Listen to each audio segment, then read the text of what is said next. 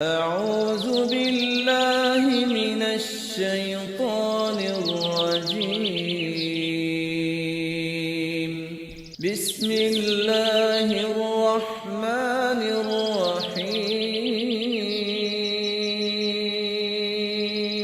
الرحمن علم القرآن خلق الإنسان علمه البيان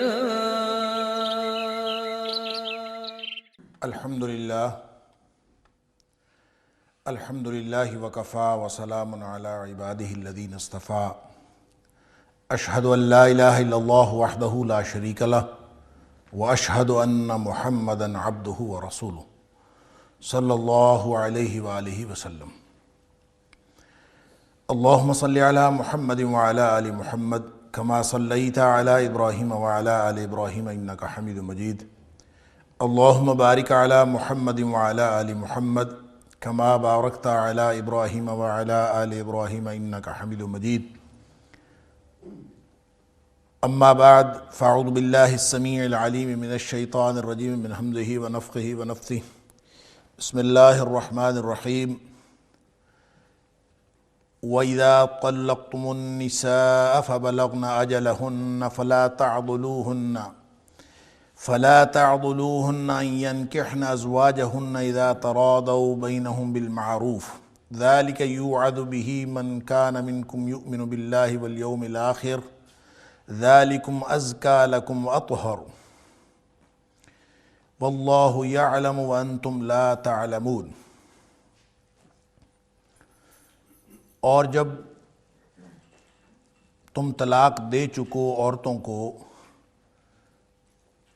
اور پھر وہ پہنچ جائیں اپنی عدت کو، یعنی عدت پوری کر لیں، فَلَا تَعْضُلُوهُنَّ أَن يَنكِحْنَ أَزْوَاجَهُنَّ إِذَا تَرَاضَوْا بَيْنَهُم بِالْمَعْرُوفِ، پس ان کو نہ روکو یہ کہ وہ نکاح کریں اپنے شوہروں کے ساتھ جب وہ دونوں رضامندی پر پہنچ جائیں، رضامندی کا اظہار کریں، بالمعروف دستور کے مطابق، معروف طریقے کے مطابق۔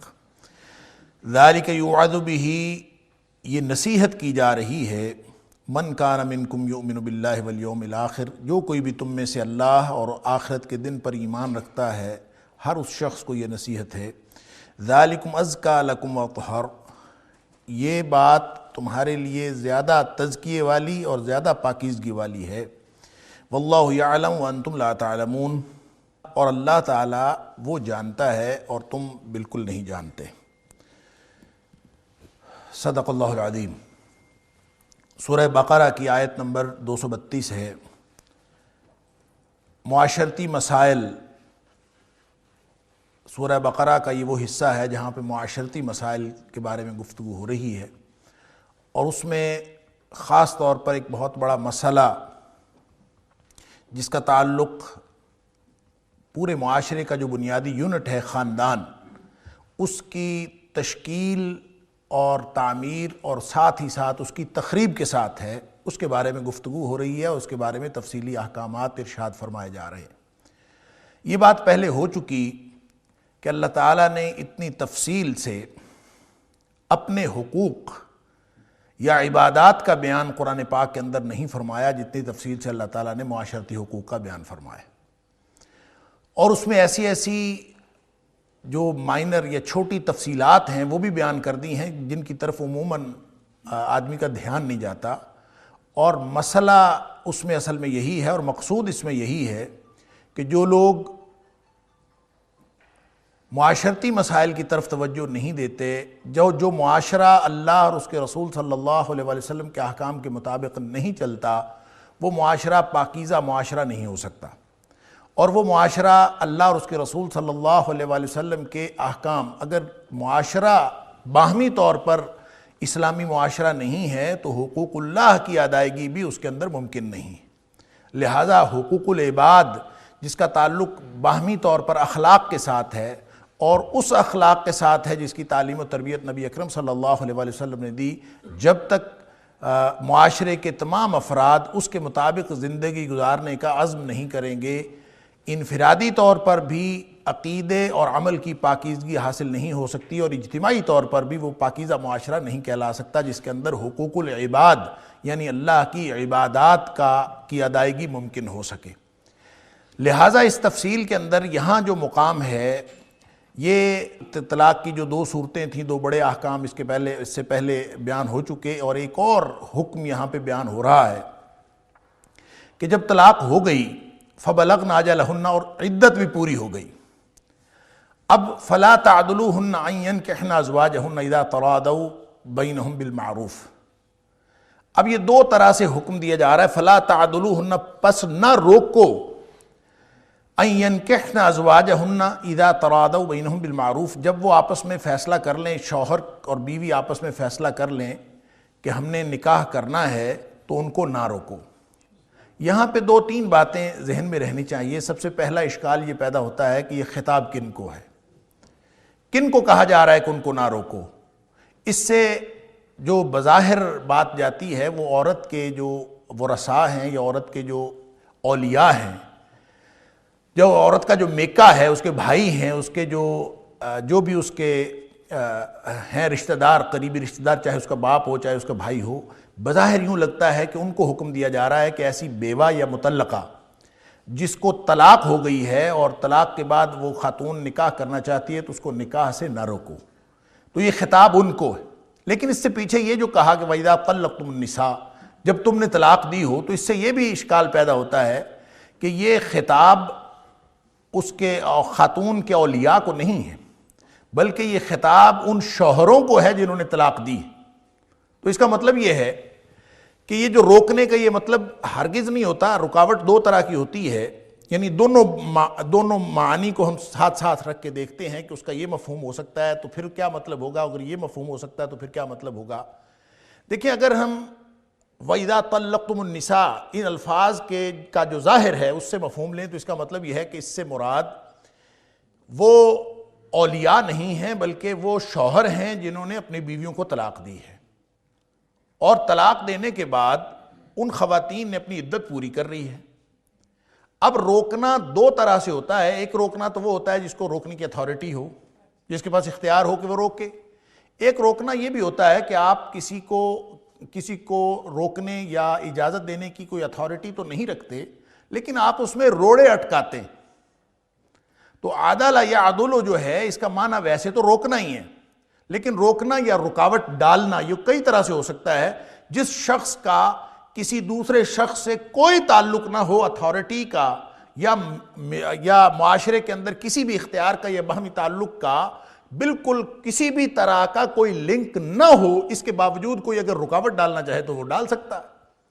لہٰذا اس کا مطلب یہ ہوگا، اگر پہلا مفہوم لیا جائے کہ یہ خطاب جو ہے یہ صرف اور صرف شوہروں کو ہے جنہوں نے طلاق دی ہے۔ اب طلاق دینے کے بعد گویا اس کی صورت یہ ہوگی کہ شوہر نے تو طلاق دے دی، اب خاتون آگے عدت گزرنے کے بعد نکاح کرنا چاہتی ہے۔ اب چونکہ طلاق ظاہر ہے کسی خوشگوار ماحول میں تو نہیں ہوئی، طلاق جو ہے وہ کسی باہمی اختلاف کی وجہ سے ہوئی، کسی لڑائی کی وجہ سے ہوئی ہے۔ اب وہ لڑائی ختم نہیں کرنا چاہ رہا بلکہ اس کے دل کے اندر وہ دشمنی ہے، وہ چاہتا ہے کہ یہ خاتون کسی اور کے گھر میں بھی جا کے خوشی سے نہ بسے، بلکہ وہ اس میں رکاوٹ ڈالتا ہے۔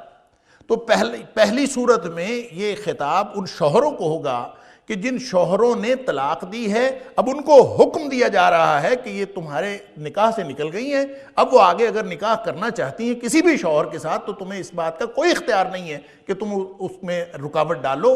اختیار تو ویسے ہی نہیں ہے، رکاوٹ ڈالنے کا جو ایک خب سے باطن، ایک رکاوٹ ڈالنے کا جو شعور کے اندر کوئی بات ہو سکتی ہے، اس سے بھی منع کیا جا رہا ہے کہ تم نے اب ان کے گھر بسانے میں رکاوٹ نہیں بننا، اب وہ جہاں مرضی گھر بسائیں۔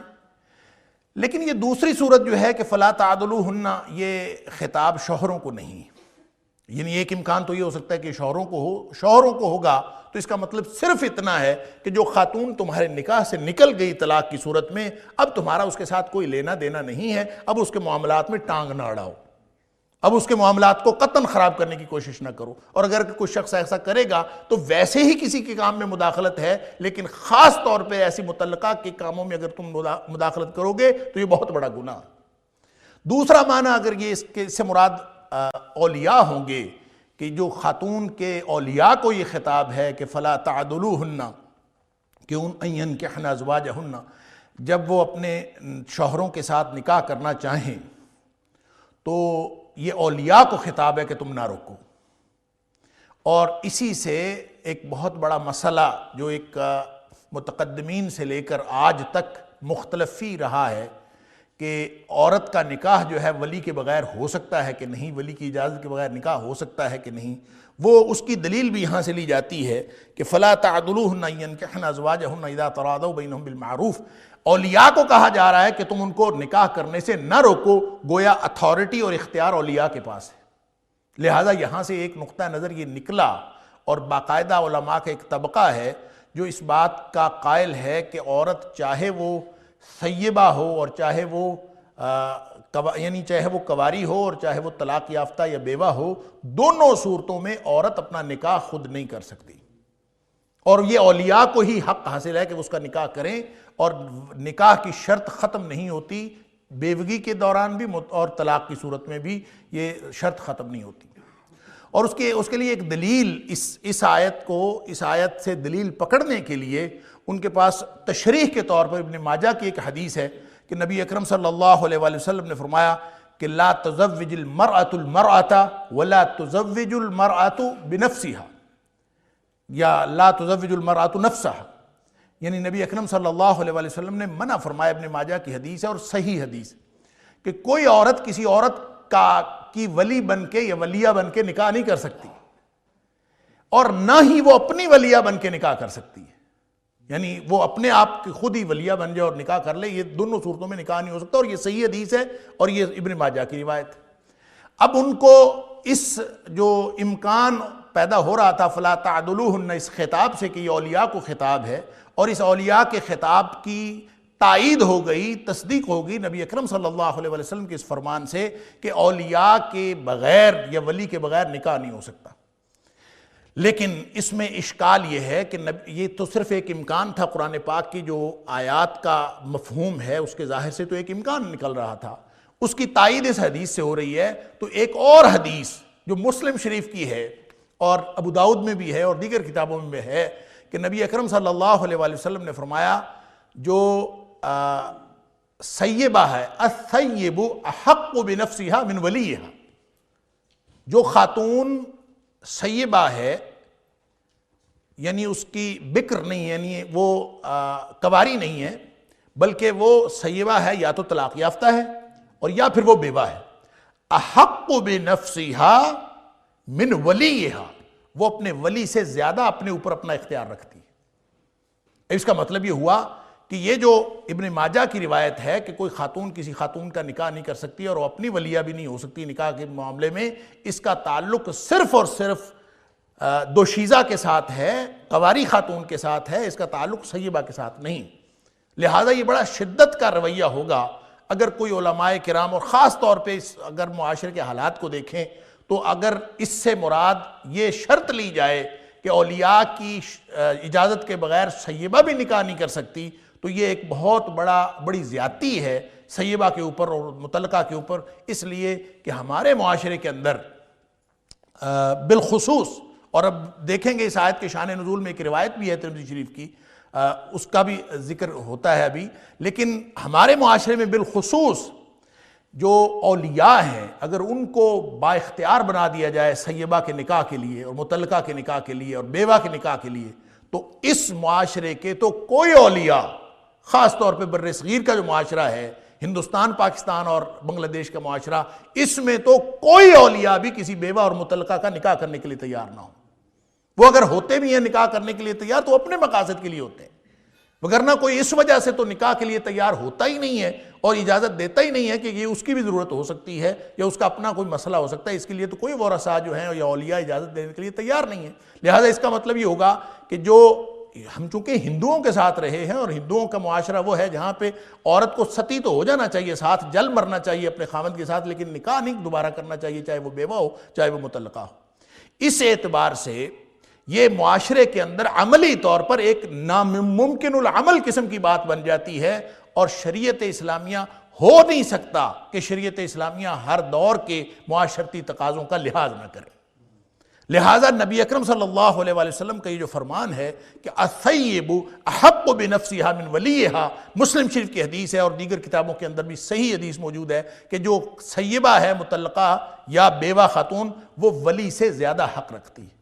البتہ اگر کوئی خاتون ایسی حرکت کرنا چاہے جو ان کی خاندانی روایات کو ختم کر دینے کے یا کوئی لوگوں کو پورے خاندان کے لیے بے عزتی کا باعث ہو یا کوئی غیرت کا مسئلہ ہو یا کوئی بھی مسئلہ ہو، تو ایسی صورت میں اولیاء اختیار ہو ان کے پاس یا نہ ہو، وہ عدالت سے رجوع کر سکتے ہیں، اور یہ کسی بھی معاشرے کے اندر یہ ممکن تھا، اور نبی اکرم صلی اللہ علیہ وسلم کے دور میں بھی یہ ممکن تھا، اور یہ آج بھی ممکن ہے کہ وہ اگر اپنے اس کسی بھی طرز عمل کو روکنے کے لیے کر سکتے ہیں، لیکن اگر کوئی ایسی بات نہ ہو تو ان کو روکنے سے منع کیا گیا ہے کہ وہ ٹانگیں نہ اڑائیں۔ کوئی خاتون اگر اپنا نکاح کرنا چاہتی ہے تو اس کو کرنے دیں، اذا ترادوا بینہم بالمعروف، جب انہوں نے آپس میں رضامندی کا اظہار بھی کر لیا ہے، آپس میں وہ تیار ہو گئے ہیں کہ ہم نے نکاح کرنا ہے، ان کو نہ روکو۔ اب یہاں پہ بھی دو امکانات ہیں کہ یہ جو کس خاتون نے کس شوہر سے نکاح کرنا ہے، سابقہ شوہر سے یا نئے شوہر سے، یہ دونوں امکانات موجود۔ جو اس حدیث کا شان نزول ہے، بخاری شریف کے اندر روایت ہے، معقل بن یسار رضی اللہ تعالی عنہ وہ راوی ہیں، وہ اس آیت کا شان نزول بیان کرتے ہیں۔ وہ کہتے ہیں یہ آیت جو ہے میرے بارے میں نازل ہوئی، میرے بارے میں اس لیے نازل ہوئی، وہ کہتے ہیں کہ میری بہن کا نکاح ہوا تھا، میں نے کسی مرد سے نکاح کیا تھا، غالباً جمیلہ ان کی بہن کا نام تھا، اور عاصم بن عدی سے ان کا نکاح ہوا تھا، اور بعد ازاں عاصم بن عدی نے ان کو طلاق دے دی۔ طلاق دے دی تو معقل بن یسار رضی اللہ تعالیٰ عنہ فرماتے ہیں کہ مجھے بہت دکھ تھا اس بات کا کہ میں نے اس کو اعزاز بخشا، اس کو عزت دی، اپنی بہن اس کو دے دی نکاح میں، اور اس نے کچھ خیال نہیں کیا، کچھ لحاظ نہیں کیا کسی بات کا، اور میری بہن کو طلاق دے دی۔ بعد ازاں معاملہ ایسا ہوا کہ وہ یہ چونکہ طلاق رجعی تھی، اور رجوع کے بعد، اور طلاق رجعی کے بارے میں یہ مسائل پہلے ہو چکے کہ اگر طلاق رجعی ہو، یعنی ایک دفعہ طلاق دی ہو یا دو دفعہ طلاق دی ہو، تو عدت گزرنے کے بعد جب رجوع کی گنجائش تو ختم ہو جاتی ہے عدت گزرنے کے بعد طلاق رجعی میں، لیکن طلاق رجعی کے بعد اگر طلاق مغلظہ یعنی تیسری طلاق نہیں ہوئی، پہلی طلاق ہوئی ہے یا دوسری طلاق ہوئی ہے، اور طلاق رجعی کے بعد اگر وقت گزر گیا ہے، عدت گزر گئی ہے، تو تجدید نکاح کا حق باقی رہتا ہے گزشتہ شوہر کے ساتھ، سابقہ شوہر کے ساتھ تجدید نکاح کا حق باقی رہتا ہے، چاہے اس پر کئی سال گزر گئے ہو۔ تو یہ طلاق رجعی کے بعد کا والا معاملہ تھا۔ تو حضرت معقل بن یسار رضی اللہ تعالیٰ عنہ فرماتے ہیں کہ وہ جو میرے بہنوئی تھے، انہوں نے کہیں کسی ذریعے سے میری بہن کے ساتھ رابطہ کیا، اور میری بہن بھی اس بات پر راضی ہو گئی کہ واپس ان کے ساتھ نکاح کر لے، اور جب انہوں نے یہ رضامندی لے لی تو پھر وہ میرے پاس آ گئے، اور میرے پاس آ کے انہوں نے کہا کہ میں دوبارہ تمہاری بہن کے ساتھ نکاح کرنا چاہتا ہوں۔ تو حضرت معقل فرماتے ہیں کہ مجھے بڑا غصہ آیا، میں نے اس کو تلخ ترش سنائی، اس کو کہا کہ تو ہوتا کون ہے اب دوبارہ میرے گھر پہ آنے والا، اور اس کو کہا کہ میں نے تجھے اعزاز بخشا تھا اور تو نے ہمیں ذلیل کیا طلاق دے کے، اور اب ہمارے پاس نہ ہو۔ ساتھ فرماتے ہیں میں نے قسم کھا لی، میں نے کہا اللہ کی قسم ہے کہ میں کبھی بھی اپنی بہن کا نکاح تمہارے ساتھ نہیں کروں گا۔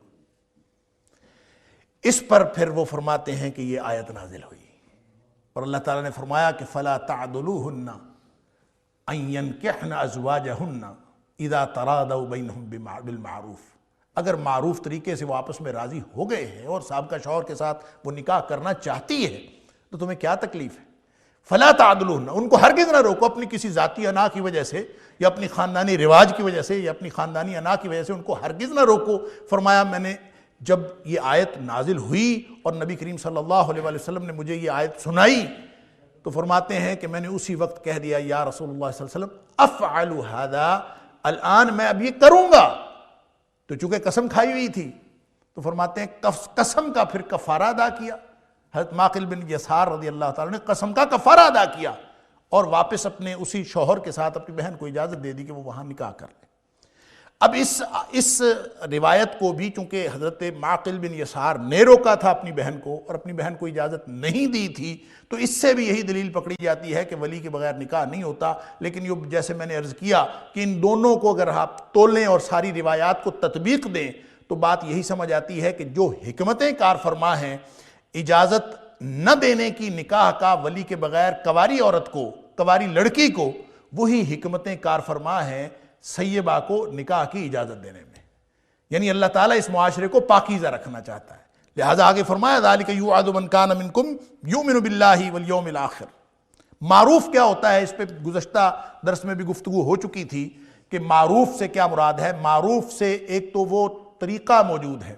دیکھیں شریعت میں جو قانون کی ہم تقسیم کرتے ہیں اور درجہ بندی کرتے ہیں، سب سے اعلیٰ قانون کا ماخذ ہے اللہ کا قرآن، اس کے بعد ہے نبی پاک صلی اللہ علیہ وآلہ وسلم کا فرمان.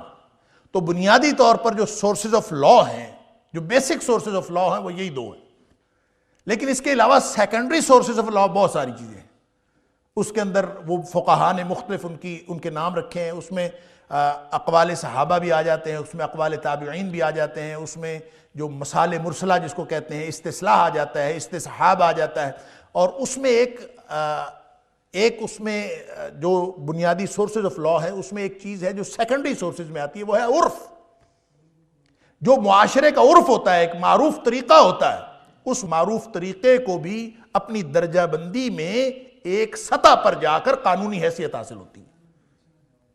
مثال کے طور پر آپ کسی بچی کا نکاح کر دیتے ہیں، اور نکاح کرنے کے بعد معروف طریقہ کسی معاشرے میں، جیسا کہ ہمارے معاشرے میں ہے، ہر معاشرے میں تقریباً یہی ہوتا ہے کہ معروف طریقہ یہ ہوتا ہے کہ اس کی پھر رخصتی کی جاتی.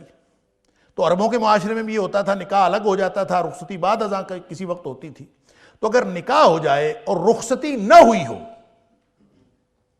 تو عرف یہ ہے، معروف طریقہ یہ ہے کہ اس بچے اور بچی کو میاں بیوی کی حیثیت سے ملنے کی اجازت نہیں ہے، کیونکہ رخصتی نہیں ہوئی. صرف نکاح اس بات کو لازم نہیں کرتا کہ وہ میاں بیوی کی حیثیت سے وہ دونوں ملے. کیوں؟ عرف یہ ہے، معروف طریقہ یہ ہے کہ اس کی باقاعدہ رخصتی ہو. اور اسی لیے اعلان نکاح کے بھی بات ہے. اگر تو اعلان نکاح کے بعد آپ رخصتی کر دیتے ہیں تو یہ ٹھیک، لیکن اگر آپ اعلان نکاح کے بعد رخصتی نہیں کرتے تو ساری دنیا کو معلوم ہے کہ جب تک رخصتی نہ ہو، باوجود اس بات کے کہ نکاح ہو چکا ہو، ان کو میاں بیوی کی حیثیت سے ملنے کی اجازت نہیں ہے عرف کے قانون کے مطابق. یہ ہے بالمعروف. لہذا بہت سارا طریقہ ایسا ہے، اس کو آپ یہ نہیں کہہ سکتے کہ نکاح ہو گیا ہے، شرعی طور پر کون روک سکتا ہے. ہاں شریعت اجازت دیتی ہے، لیکن شریعت نے ساتھ معروف کا خیال رکھا ہے. اور معروف کا یہ خیال رکھا ہے کہ جو معاشرے کی عمومی روایات ہیں، اور اگر وہ شریعت اسلامیہ سے متصادم نہیں ہے تو ان کی ایک قانونی حیثیت ہے، اور اس کے مطابق. اور دیکھیں اس سے بہت سارے جو پیچیدگیاں بھی جنم لیتی ہیں. اگر کوئی شخص اس معروف کا خیال نہیں رکھتا یا کوئی فیملیز اس کا خیال نہیں رکھتی، اس سے بہت ساری پیچیدگیاں جنم لیتی ہیں، اور ان پیچیدگیوں کو بعد میں بھگتنا پڑتا ہے. اور اس کی تفصیل کا موقع نہیں ہے کہ کون کون سی پیچیدگیاں جو ہے پیدا ہوتی ہیں. لیکن بہرحال یہ معروف سے مراد وہ دستور ہے، وہ طریقہ ہے جس طریقے کو شریعت نے انڈورس کیا ہے کہ وہ کوئی بھی معاملہ ہو اس کو شریعت کے مطابق آپ کریں گے، ساتھ عرف کا بھی لحاظ رکھیں گے. ایسا نہیں ہے کہ آپ شریعت کا بہانہ بنا کے آپ کہہ دیں کہ نہیں جناب یہ تو ہمارے خاندان کا مسئلہ ہے، لہٰذا شریعت میں اس بات کی اجازت ہے، میں نہیں کرنے دوں گا. نہیں، ایسی نہیں بات. معروف کی بات یہ ہے کہ جس معروف کسی ایک خاندانی رواج کو نہیں کہتے، معروف کسی ایک شخص کی ذہنیت کو نہیں کہتے، بلکہ معروف وہ عرف، وہ طریقہ ہوتا ہے جس کو سارا معاشرہ ایکسیپٹ کرتا ہے، اور اس کی ایکسیپٹیبلٹی جو ہے وہ اکراس دی بورڈ ہوتی ہے. سب کو معلوم ہوتا ہے کہ یہ اس طرح ہوگا. جیسا کہ جب میں نے رخصتی کی مثال دی تو رخصتی کے بغیر وہ میاں بیوی کی حیثیت سے نہیں رہ رہے، یہ ساری دنیا کو معلوم ہوتا ہے. اور جب رخصتی ہو جاتی ہے تو ساری دنیا کو معلوم ہوتا ہے کہ وہ میاں بیوی کی حیثیت سے رہ رہے ہیں. نکاح کے درمیان میں جتنا مرضی عرصہ گزرا ہو، اس میں وہ یہ اس بات کا لحاظ رکھنا عرف کے اعتبار سے ضروری ہوگا. تو یہ بالمعروف میں بہت ساری چیزیں آ جاتی ہیں. یہ ایک ریلیٹو ٹرم ہے، یہ ایک اضافی اصطلاح ہے کہ اس کا تعلق کسی بھی معاشرے کی ان معروف روایات کے مطابق ہو، اس معروف دستور کے مطابق ہو سکتا ہے. اس کا تعلق ان معروف روایات کے ساتھ ہو سکتا ہے جس کی ایکسیپٹیبلٹی بھی سب کے ہاں ہو اور جو شریعت سے متصادم بھی نہ ہو. لہذا وہ ساری کی ساری معروف ہوں گی. البتہ اگر کوئی، جیسے میں نے پہلے عرض کیا کہ کوئی ولی یا خاندان کا کوئی فرد اٹھ کے دعویٰ کرتا ہے کہ فلاں شخص کا جو کام ہے وہ ہماری غیرت کے منافی ہے، اور وہ ثابت کرتا ہے کہ یہ بے غیرتی کا کام ہے، اور اگر وہ کوئی ثابت کرتا ہے کہ یہ معاشرے کے لیے یا دیگر افراد معاشرہ کے لیے نقصان دہ ہے وہ عدالت میں ثابت کر کے اس میں رکاوٹ ڈال سکتا ہے. ایسی کوئی بات نہیں ہے کہ اس کو کھلی چھٹی دی ہوئی ہے کہ وہ خاتون اب جو مرضی کرے اب اس کو کوئی روکے گا نہیں. یہ بالمعروف کی جو قید ہے وہ یہی بتاتی ہے کہ وہ جو آپس میں راضی ہونے کی بات ہے نا، اذا تراضوا بینہم بالمعروف، وہ آپس میں معروف طریقے سے انہوں نے کوئی بات کی ہو. ایسا نہیں ہے کہ کوئی ایسا طریقہ کار اختیار کر لیا ہو یا ایسا تعلق اختیار کر لیا ہو جو سارے معاشرے کی جو بنیادی اقدار کی جڑوں کو کھوکھلا کر کے رکھ دے، یا کوئی ایسی چیز ہو اس کے خلاف ہو، تو پھر اس کی اجازت نہیں ہے. یہ ہر اس شخص کے لیے نصیحت ہے جو اللہ اور آخرت کے دن پر ایمان رکھتا ہے. جو ایمان نہیں رکھتا اس کو نصیحت کہاں اثر کرتی ہے؟ اس کو تو لگے گی آگ اس سے کہ قرآن کون ہوتا ہے ہمیں روکنے والا. اس کے تو مسائل ہوں گے. جس کا ایمان نہیں ہے وہ تو ان ساری حدود و قیود کو مانتا ہی نہیں. جس کا ایمان ہے کہ میں نے اللہ کے ہاں پیش ہونا ہے، جس کا ایمان ہے کہ اللہ نے میرے اوپر چند باتیں ذمہ داریاں لگائی ہیں، جس کا ان باتوں پر ایمان ہے اور کل کلا جواب دہی کا احساس ہے، اس کے لیے اللہ تعالیٰ فرماتے ہیں یہ اس کو نصیحت کی جا رہی ہے کہ تم اس طرح کی کوئی حرکت نہ کرو. دیکھیں صحابہ کرام کی مثال ہمارے سامنے ہے. میں نے حضرت معقل بن یسار رضی اللہ تعالیٰ عنہ کی مثال دی. اس کے علاوہ حضرت جابر رضی اللہ تعالیٰ عنہ کا واقعہ بھی آتا ہے کہ ان کا بھی کوئی چچا زاد بہن کا کوئی نکاح کا مسئلہ تھا کسی کے ساتھ، اور وہ بھی آئیڈینٹیکل مسئلہ تھا جیسے معقل بن یسار کا. وہ انہوں نے بھی روکا تھا کہ نکاح نہیں کرنے دینا. تو ذاتی انا بھی ہوتی ہے، بہت سارے معاشرتی مسائل ہوتے ہیں، انہوں نے بھی روکا تھا. لیکن جب یہ آیت آ گئی، اللہ اکبر، فوراً رجوع کیا معقل بن یسار رضی اللہ تعالیٰ نے، اپنی قسم کا کفارہ بھی دیا، اور قرآن کے اس حکم اور اس فیصلے کے مطابق فوراً اپنی بہن کا نکاح کر. بعینی ہی حضرت جابر رضی اللہ تعالیٰ نے بھی یہی کیا. جب قرآن کا حکم آیا انہوں نے رجوع کیا اور اپنی چچا زاد بہن کا نکاح کرنے دیا جہاں وہ کرنا چاہ رہے تھے. تو کہنے کی بات یہ ہے کہ جس کے دل میں ایمان ہوتا ہے وہ تو فوراً سمعنا و اطعنا کرتا ہے. ایمان کا تقاضا یہی ہے. ایمان ہوتا ہے تو انسان کو یہ ساری باتیں سمجھ میں آتی ہیں، وگرنہ جب معقل روک رہے تھے تو کوئی لاجیکل ریزن نہیں تھی. انہوں نے جب روکا تھا کہ میں نے نکاح نہیں کرنے دینا، تو وہ جو عاصم بن عدی کے ساتھ ان کا اختلاف تھا اس کی وجہ تھی. اگر وہ کہہ رہے تھے کہ میں نے اس کو عزت دی، اس نے مجھے ذلیل کیا، یہ بات درست نہیں ہے. درست تھی. انہوں نے اعزاز دیا اپنی بہن کا نکاح دے کے، اس نے ذلت دی اس کو طلاق دے کے. یہ ساری باتیں انسان کے دل پہ گراں گزرتی ہیں، اور ان کی جو احساسات کا اگر کیلکولیٹ کیا جائے اور احساسات کا اندازہ کیا جائے تو ان کی یہ جو ریزنٹمنٹ تھی یہ بالکل جسٹیفائڈ تھی. لیکن اس کے باوجود اب اللہ کا قرآن آ گیا، اللہ کا حکم آ گیا. جب قرآن آ جاتا ہے تو ایمان کا تقاضا پھر یہ ہوتا ہے کہ سمعنا و اطعنا، ہم نے سن لیا اور ہم نے فوراً اطاعت کی. پھر اس میں اپنی ذاتی خواہشات اور تردد کا، وہ میں ہمیشہ کہا کرتا ہوں کہ ایمان اگر موجود ہو تو پھر سننے اور عمل کرنے میں تردد کا وقفہ نہیں ہوتا. پھر آدمی بیٹھ کے سوچ ہی نہیں پڑ جاتا کہ اچھا میں اس کو کیا کروں اور کیا نہ کروں. اگر حکم اللہ اور اس کے رسول صلی اللہ علیہ وسلم کا ہے تو پھر اپنی ساری چیزیں، ساری خواہشات، سارے جذبات، سارے احساسات اس پر قربان. صرف ثابت یہ ہونا ہے کہ یہ اللہ اور اس کے رسول صلی اللہ علیہ وسلم کا حکم ہے. باقی ساری باتیں جو ہیں وہ سیکنڈری ہو جاتی ہیں. ذالکم ازکا لکم واطہر. صرف یہ جسٹیفیکیشن نہیں ہے اس کی کہ تمہیں ایمان رکھنا چاہیے اور ایمان کا تقاضا ہے کہ بس کر گزرو، نہیں، بلکہ جس معاشرے کی پاکیزگی درکار ہے اور معاشرے کو جس پاکیزگی کی سطح پر اسلام لے جانا چاہتا ہے اس کے لیے بھی یہ ضروری. ذالکم ازکا لکم واطہر. دو باتیں ہیں، ایک طہارت ہے، ایک تزکیہ. ویسے تو دونوں کا مطلب پاک ہونا ہے. تزکیہ کا مطلب پاکیزگی، طہارت کا مطلب بھی، تطہیر کا مطلب پاکیزگی ہوتا ہے. لیکن اگر ان کو مد مقابل رکھ کے دیکھا جائے تو تزکیہ بالعموم باطن کی پاکیزگی ہوتا ہے اور تطہیر ظاہر کی پاکیزگی ہوتا ہے. تو اللہ تعالیٰ یہ فرما رہے ہیں ذالکم ازکا لکم واطہر. ازکا اور اطہر کا یہ جو وزن ہے اس کو کہتے ہیں افعال التفضیل. یہ مبالغہ ہے. ایز کمپیئر ٹو ادرس، اس کا ہمیشہ معنی یہ ہوتا ہے ایز کمپیئر ٹو ادرس، وہ دوسروں کے مقابلے میں وہ سب سے زیادہ افضل ہوگا. افضل، لفظ افضل خود اسی وزن پر ہے. افضل کا مطلب ہے سب سے زیادہ فضل والا. اشرف کا مطلب ہے سب سے زیادہ شرف والا. اکمل کا مطلب ہے سب سے زیادہ مکمل. اکبر کا مطلب ہے سب سے زیادہ بڑا. لہٰذا اس وزن پر جتنا بھی آتا ہے اس کا مطلب یہ ہوتا ہے کہ ایز کمپیئر ٹو ادرس، اب جتنے راستے ہو سکتے ہیں بیوہ یا مطلقہ کا نکاح کرنے کے علاوہ، جتنے راستے ہو سکتے ہیں معاشرے کی پاکیزگی ان میں نہیں ہے، معاشرے کی پاکیزگی ان میں ہے۔ ازکا لکم اطہر، اگر تم باطن کا تزکیہ چاہتے ہو، افراد کا تزکیہ بھی اور پورے معاشرے کا تزکیہ بھی، اگر باطن کا تزکیہ چاہتے ہو تو ازکا یہی بات ہے کہ ان کو نکاح کرنے دیا کرو۔ نکاح کرنے میں تزکیہ ہے، روکنے میں تزکیہ نہیں۔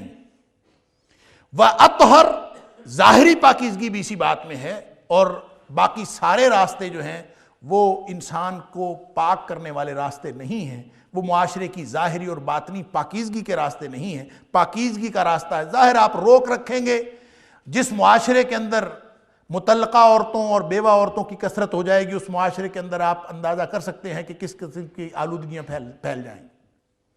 لہذا اسلام کہتا ہے کہ اس کو نہ روکو، فلا تعضلوہن، ان کو بالکل نہ روکو۔ جب ان کا معاملہ بھی طے ہو گیا ہے اور وہ کرنا بھی چاہتے ہیں، چاہے وہ سابقہ شوہروں کے ساتھ ہے، چاہے وہ کسی دیگر شوہر کے ساتھ ہے، جب کوئی معاملہ ایسا ہے تو نہ بیوہ کو روکو نہ طلاق یافتہ کو روکو، اس لیے کہ معاشرے کی پاکیزگی اسی میں ہے۔ ذالکم ازکا لکم اطہر، ظاہری پاکیزگی بھی اور باطنی پاکیزگی بھی، دونوں چیزیں اسی میں ہیں۔ واللہ یعلم وانتم لا تعلمون۔ تم کہتے ہو یہ ٹھیک نہیں ہے کہ اب میں بیوہ کا نکاح کر دوں یا مطلقہ کا نکاح کر دوں۔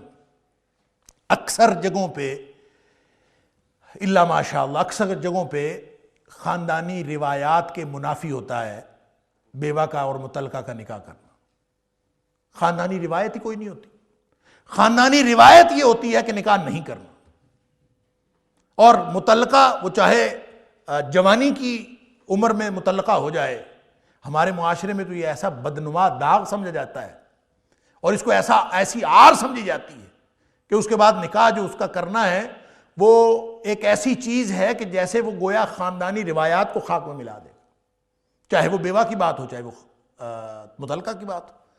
تو فرمایا واللہ یعلم وانتم لا تعلمون، یہ معاملے اللہ تم سے زیادہ بہتر جانتا ہے، تم نہیں جانتے۔ جو کچھ تم جانتے ہو، جس بنیاد پر تم فیصلے کر رہے ہو، وہ بنیاد غلط ہے۔ جس بنیاد پر اللہ تمہارے فیصلے کرتا ہے وہ بنیاد صحیح ہے۔ لہذا اللہ اور اس کے رسول صلی اللہ علیہ وسلم کی بتائی ہوئی بنیادوں کو، اللہ اور اس کے رسول صلی اللہ علیہ وسلم کی لگائی ہوئی حدود کو، اور اللہ اور اس کے رسول صلی اللہ علیہ وسلم کے دیے ہوئے راستے کو اپنانے میں ہی خیر ہے۔ تم جو جانتے ہو، جس بنیاد پر تم فیصلے کر رہے ہو، وہ صحیح نہیں ہے۔ وہ چاہے معقل بن یسار رضی اللہ تعالیٰ عنہ جیسا صحابی اور چاہے جابر رضی اللہ تعالیٰ عنہ جیسا صحابی فیصلہ کرے تو وہ فیصلہ غلط ہے، اللہ کے قرآن کا فیصلہ صحیح ہے۔ والوالدات يرضعن اولادهن حولين كاملين لمن اراد ان يتم الرضاعه وعلى المولود له رزقهن وكسوتهن بالمعروف لا تكلف نفس الا وسعها لا تضار والدة بولدها ولا مولود له بولده وعلى الوارث مثل ذلك فإن أراد فصالا عن تراض منهما وتشاور فلا جناح عليهما وإن أردتم أن تسترضعوا أولادكم فلا جناح عليكم إذا سلمتم ما آتيتم بالمعروف واتقوا الله واعلموا أن الله بما تعملون بصير۔ یہ آیت نمبر 233 جو ہے پوری کی پوری یہ رضاعت کے بارے میں ہے۔ پہلے ترجمہ سن لیتے ہیں، پھر اس کے بعد دیکھتے ہیں اس میں کیا ہے۔ والوالدات، اور مائیں، یرضعن، دودھ پلائیں، اولادہن، اپنی اولادوں کو، حولین، 2 سال، کاملین، پورے 2 سال۔ لمن اراد، یہ اس کے لیے ہے جو ارادہ کرے، ان یہ کہ یتم الرضاعہ، کہ وہ رضاعت کی مدت کو پورا کرے گا، یعنی دودھ پلانے کی مدت کو پورا کرنا جو چاہے تو اس کے لیے پوری مدت پورے 2 سال ہے۔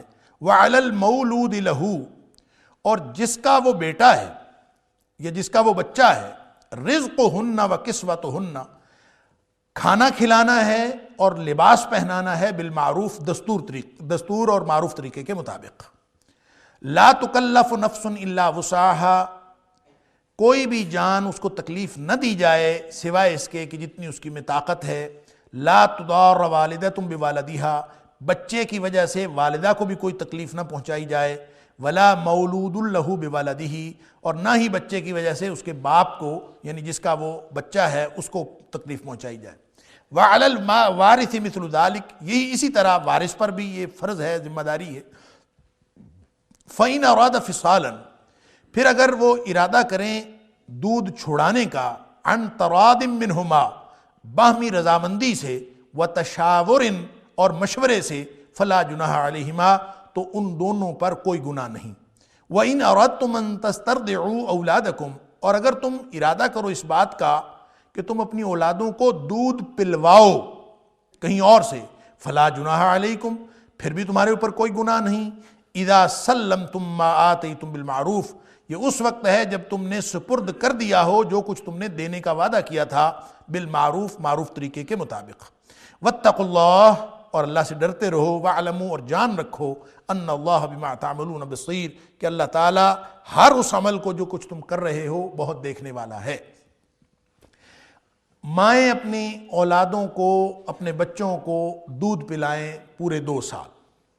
دیکھیں یہ حکم ہے، اور اس حکم کا مطلب یہ ہے کہ دودھ پلانا، جس کو ہم رضاعت کہتے ہیں، دودھ پلانا یہ بچے کی خوراک کا مسئلہ نہیں ہے، یہ ماؤں پر واجب ہے۔ اللہ نے حکم دیا ہے اور یہ ماؤں پر واجب ہے۔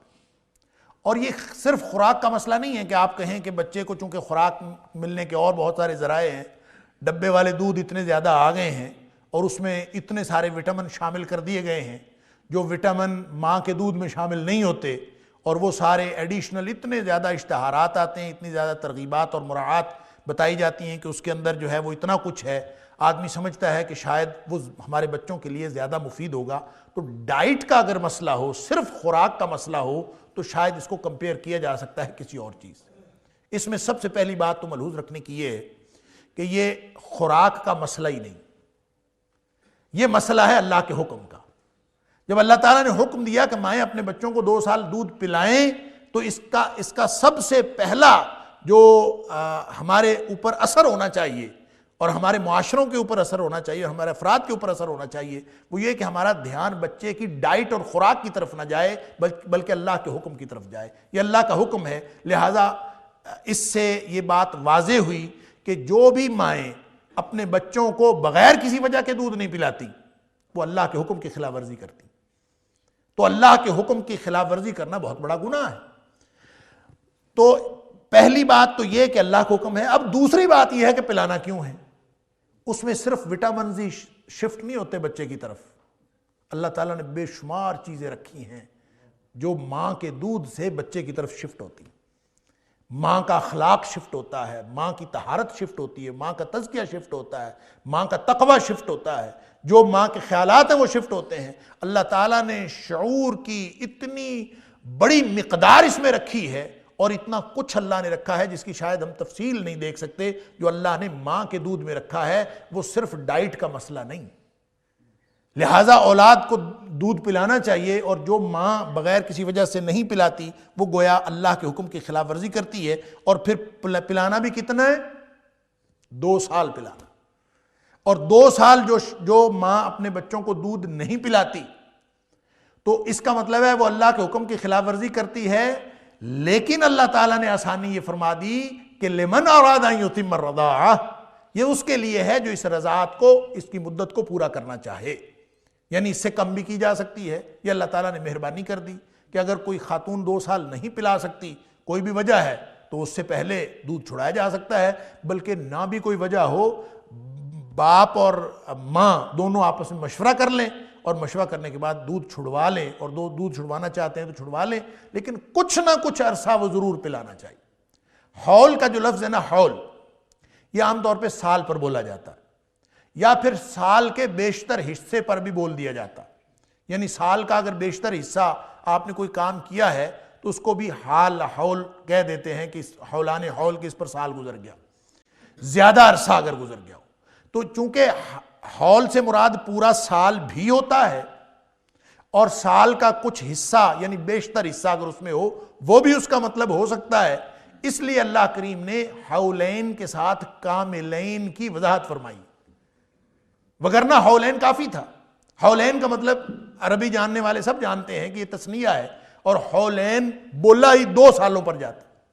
جیسے آپ کہہ دیتے ہیں رجلان یا رجلین، تو 2 مرد اس سے مراد ہیں، 2 آدمی اس سے مراد ہیں، تو 2 ظاہر ہے وہ 2.25 نہیں ہو سکتے، وہ 2.5 نہیں ہو سکتے، وہ 2.25 نہیں ہو سکتے۔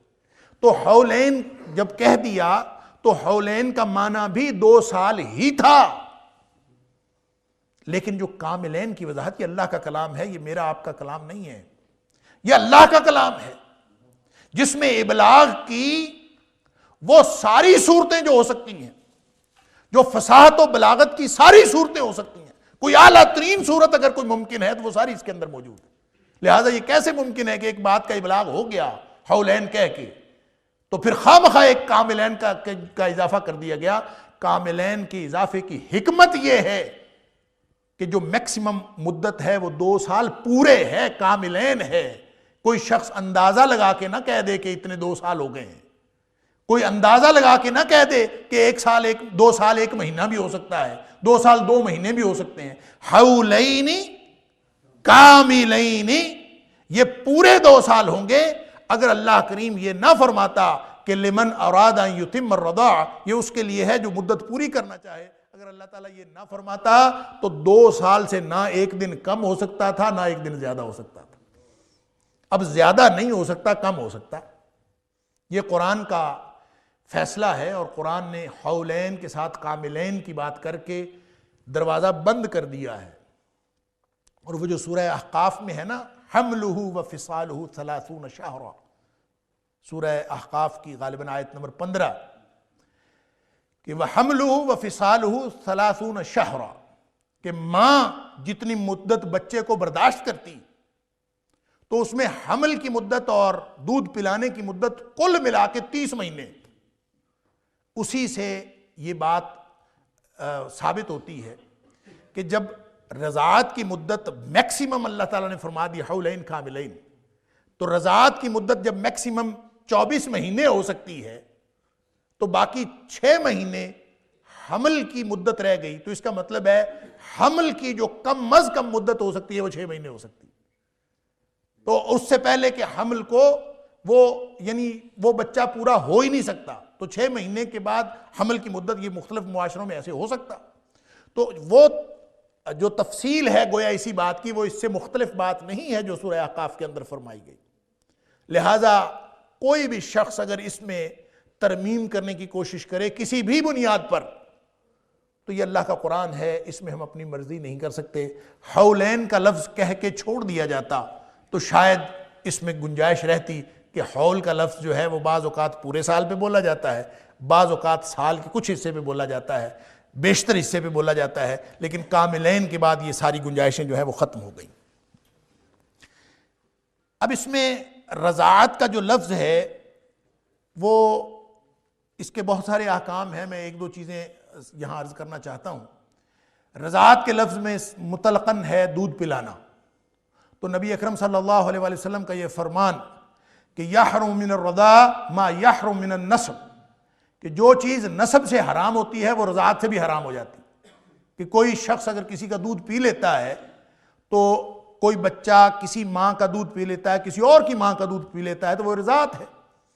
اب اس رضاعت میں وہ سارے رشتے حرام ہو جائیں گے جو رشتے نسب کی وجہ سے حرام ہوتے ہیں، کہ گویا آپ کوئی کسی کے ساتھ مل کے اگر 2 لڑکوں نے دودھ ایک ماں کا پی لیا تو وہ آپس میں بھائی بھائی ہو گئے، اگر ایک لڑکی اور ایک لڑکے نے پی لیا تو وہ رضاعی بہن بھائی ہو گئے، اور اس سے وہ ساری رضاعت ثابت ہوگی، جتنے بھی اس کے ساتھ رشتے ہیں، یعنی آگے اس کے جو بہن بھائی ہیں جس ماں کا دودھ پیا ہے، وہ سارے کے سارے اس کے رضاعی بھائی ہو جائیں گے، اور اس کی وجہ سے وہ سارے رشتے حرام ہو جائیں گے۔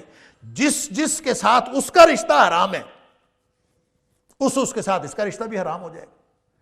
اس لیے کہ رضاعت جو ہے وہ، اور رضاعت کتنی ہے اس کے بارے میں پھر بہت سارا اختلاف ہے ہمارے متقدمین کے ہاں بھی، اور بعد میں بھی یہ اختلاف رہا کہ رضاعت سے کیا مراد ہے۔ تو نبی کریم صلی اللہ علیہ وآلہ وسلم کی کچھ احادیث ہماری وضاحت، ہماری رہنمائی کرتی ہیں۔ ایک تو یہ کہ نبی اکرم صلی اللہ علیہ وآلہ وسلم نے فرمایا انما الرضاعۃ من المجاعہ، جو رضاعت ہوتی ہے نا، یہ اس وقت ثابت ہوتی ہے جب وہ بھوک کو فائدہ دے۔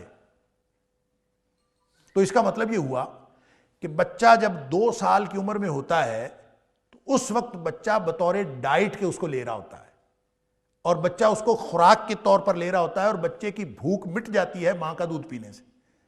اگر بچے کی بھوک ماں کا دودھ پینے سے مٹ جاتی ہے تو اس وقت یہ رضاعت ثابت ہوتی ہے. اور جب وہ بچہ اور بھی ڈائٹ لینا شروع کر دے اور بھی خوراک حاصل کرنا شروع کر دے اور اس کے لیے ماں کے دودھ کی وہ اہمیت نہیں رہتی, پھر وہ بالکل ایک عام خوراک کی اس کی حیثیت رہ جاتی ہے. ایسا نہیں ہے کہ وہ بھوک مٹانے کے لیے وہ ماں کا جو دودھ ہے وہ اس کی بھوک مٹانے کا کام کرے. تو جب وہ ایسی عمر کو بچہ پہنچ جائے تو پھر رضاعت ثابت نہیں ہوتی. یعنی 2 سال کے اندر اندر اگر اس نے دودھ پیا ہو تو پھر رضاعت ثابت ہوتی ہے, اس کے علاوہ نہیں ثابت ہوتی. اس کے علاوہ بھی بعض احادیث کے اندر حضرت عائشہ صدیقہ رضی اللہ تعالی عنہا نے, مسلم شریف کی ایک حدیث میں ہے کہ اس میں باقی ساری تفصیلات سے قطع نظر 5 دفعہ دودھ پیا ہو کسی ماں کا تو پھر رضاعت ثابت ہوتی ہے, اس سے کم میں رضاعت ثابت نہیں ہوتی. ایک تفصیلی بحث ہے. اور وہ بھی یعنی اس زمانے میں یا اس وقت میں جو دودھ پینے کی عمر ہے, یعنی 2 سال سے پہلے مدت رضاعت کے اندر اندر. مدت رضاعت کیا ہے؟ 2 سال ہے. تو نبی اکرم صلی اللہ علیہ وسلم کا ایک اور فرمان ہے جو ترمذی شریف کے اندر حضرت ام سلمہ رضی اللہ تعالیٰ عنہ راویہ ہیں کہ لا تحرموا من الرضاع, رضاعت سے کوئی چیز حرام نہیں ہوتی اس وقت تک جب تک کہ الا ما فتق الامعاء فی الثدی وما کان قبل الفطام. نبی اکرم صلی اللہ علیہ وسلم کا فرمان ہے کہ یہ حرمت اس وقت ثابت ہوتی ہے کہ ایک تو یہ رضاعت ایسی ہو جو انتڑیوں کو پھاڑ دے. الا ما فتق الامعاء, وہ میں عرض کرتا ہوں اس کا کیا مطلب ہے. الا ما فتق الامعاء, جو انتڑیوں کو پھاڑ دے. فتقہ کا مطلب ہوتا ہے جدا جدا کر دینا. اور فی الثدی, پیٹ میں.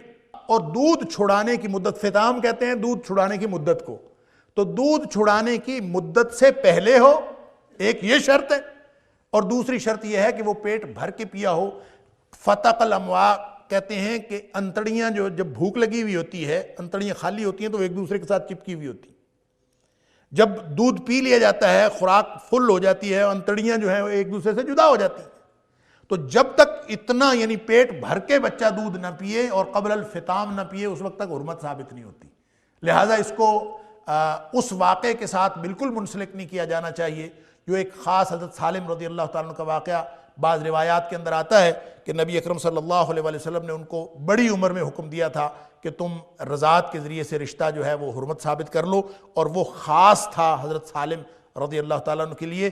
اس کا حکم کسی بھی اور واقعے پر یا کسی بھی اور شخص پر اس کا حکم نہیں لگایا جا سکتا. وہ سارے احکام اسی سے ثابت ہوتے ہیں جو روایات میں نے آپ کے سامنے عرض کی. یہ اس کے لیے ہے لمن اراد ان یتم الرضاعہ, مدت رضاعت 2 سال ہے. اور جو شخص 2 سال پورا, جو والدین 2 سال پورا نہیں کرنا چاہتے وہ اس سے پہلے اس کو چھڑا سکتے ہیں آپس میں مشورے کے بعد اور یا باہمی رضامندی کے ساتھ. اصل میں یہ بات, یہ کانٹیکسٹ اور یہ تناظر ذہن میں رہنا چاہیے کہ بات طلاق کی ہو رہی ہے اور ان عورتوں کے حقوق اور ان عورتوں کی معاشرتی حیثیت کی بات ہو رہی ہے جن عورتوں کو طلاق ہو جاتی ہے یا پھر وہ بیوہ ہو جاتی. تو ایسی صورت میں, طلاق کی صورت میں خاص طور پر اگر طلاق نہیں ہے اور میاں بیوی آپس میں رہ رہے ہیں تو پھر رضاعت پوری ہونی ہے نہیں ہونی, نان و نفقے کا بندوبست کرنا ہے نہیں کرنا, وہ آٹومیٹیکلی پہلے سے طے شدہ ہے. یہ کہ ان ماؤں کی نان و نفقے کا بندوبست ہے وہ باپ کے اوپر ہے, اس کی ذمہ داری ہے. یہ کہنا اگر طلاق نہ ہوئی ہو تو یہ کہنا تو تحصیل حاصل ہے, کیونکہ اگر طلاق نہیں, قبل از طلاق دونوں اکٹھے رہ رہے ہیں اور ان کا کوئی بچہ ہے تو اس نان و نفقے کی ذمہ داری تو ادروائز بھی اس کے اوپر ہے. دیکھیں, ایک ہے رضاعت کی اجرت, ذہن میں رکھیں, ایک ہے رضاعت کی اجرت, ایک ہے نان و نفقے کا بندوبست. جو نان و نفقے کا بندوبست ہے, میاں بیوی خوشحال زندگی بسر کر رہے ہیں تو نان و نفقے کا بندوبست کرنا باپ کے ذمے ہے, یعنی خاوند کے ذمے ہے.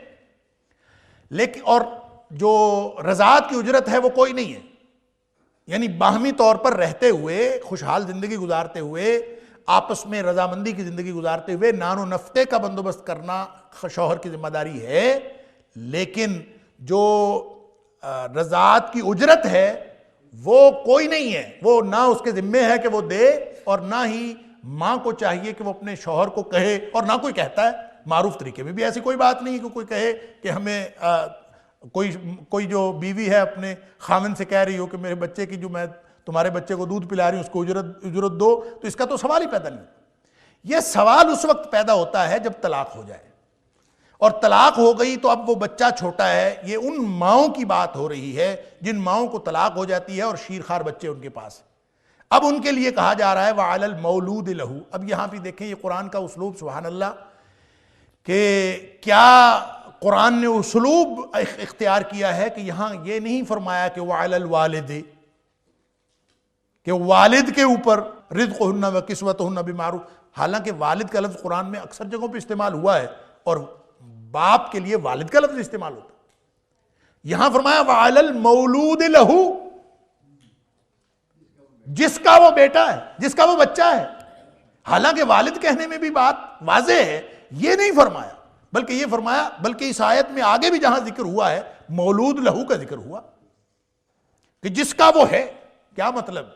مطلب یہ ہے کہ چاہے طلاق ہو گئی ہے، چاہے وہ خاتون اب تمہارے نکاح میں نہیں رہی، وہ بچہ تمہارا ہے، اور اس بچے کی ساری ذمہ داریاں تمہاری ہیں۔ وَعَلَى الْمَوْلُودِ لَهُ کا مطلب یہ ہے کہ صرف یہ کہہ دینا کہ میں والد تھا، یہ نہیں ہے، بلکہ وہ بچہ جب تک بڑا ہو کے شادی کے قابل نہیں ہو جاتا، وہ ساری ذمہ داریاں تمہاری۔ قانونی طور پر، نسبی طور پر جو وارث ہے وہ ماں نہیں ہے، وہ باپ ہے، اور باپ کو ہر صورت میں اس بچے کی ساری ذمہ داریاں ادا کرنی ہیں، بھلے اس کی ماں کو طلاق ہو گئی ہو۔ ہاں، اب اگر طلاق ہو جانے کی صورت میں وہ ماں سے رضاعت کا مطالبہ کرتا ہے کہ تم میرے بچے کو دودھ پلا، بچہ تو اس کا ہے، بچہ ماں کا نہیں ہے۔ ویسے تو ماں باپ کا بچہ ہے، لیکن قانونی طور پر ذمہ داری جو ہے وہ ماں کی نہیں ہے، ذمہ داری باپ کی ہے۔ اب باپ کو چاہیے کہ وہ رضاعت کا بندوبست کرے اور اس کی منت سماجت کرے کہ میرے بچے کو دودھ پلا دو، اور جب وہ تیار ہو جائے کہ ٹھیک ہے میں پلا دیتی ہوں، تو پھر وَعَلَى الْمَوْلُودِ لَهُ رِزْقُهُنَّ وَكِسْوَتُهُنَّ بِالْمَعْرُوفِ۔ اب اس کا جو رزق ہے، اس کی جو روزی روٹی کا بندوبست کرنا ہے اور کپڑے دستے کا بندوبست کرنا ہے، وہ سارے کا سارا بندوبست اس شوہر نے کرنا۔ اب اس کا مطلب یہ نہیں ہے کہ اس کو کھانے پینے کو دے دے بس کافی، نہیں، بالمعروف۔ بالمعروف بھلا کیا ہے کہ وہ اپنی حیثیت کے مطابق اس کو دے گا۔ ایسا نہیں ہے کہ جناب اتنی روٹی تم کھاتی ہو تو اتنا کھانے پہ اتنے پیسے خرچ ہوتے ہیں، تو چلے ساتھ تم آدھا کلو دودھ بھی پی لیا کرو، تو چلے میں تمہیں اتنا دے دیا کروں گا، یہ نہیں ہے۔ بالمعروف ایسا نہیں ہے کہ ان کو ناداروں کی طرح اور تم نوکروں کی طرح اور خادموں کی طرح کہ اس کی ضرورتیں اتنی ہیں اور اس کی کیلکولیشن کر کے اس کو دو، یہ نہیں ہے۔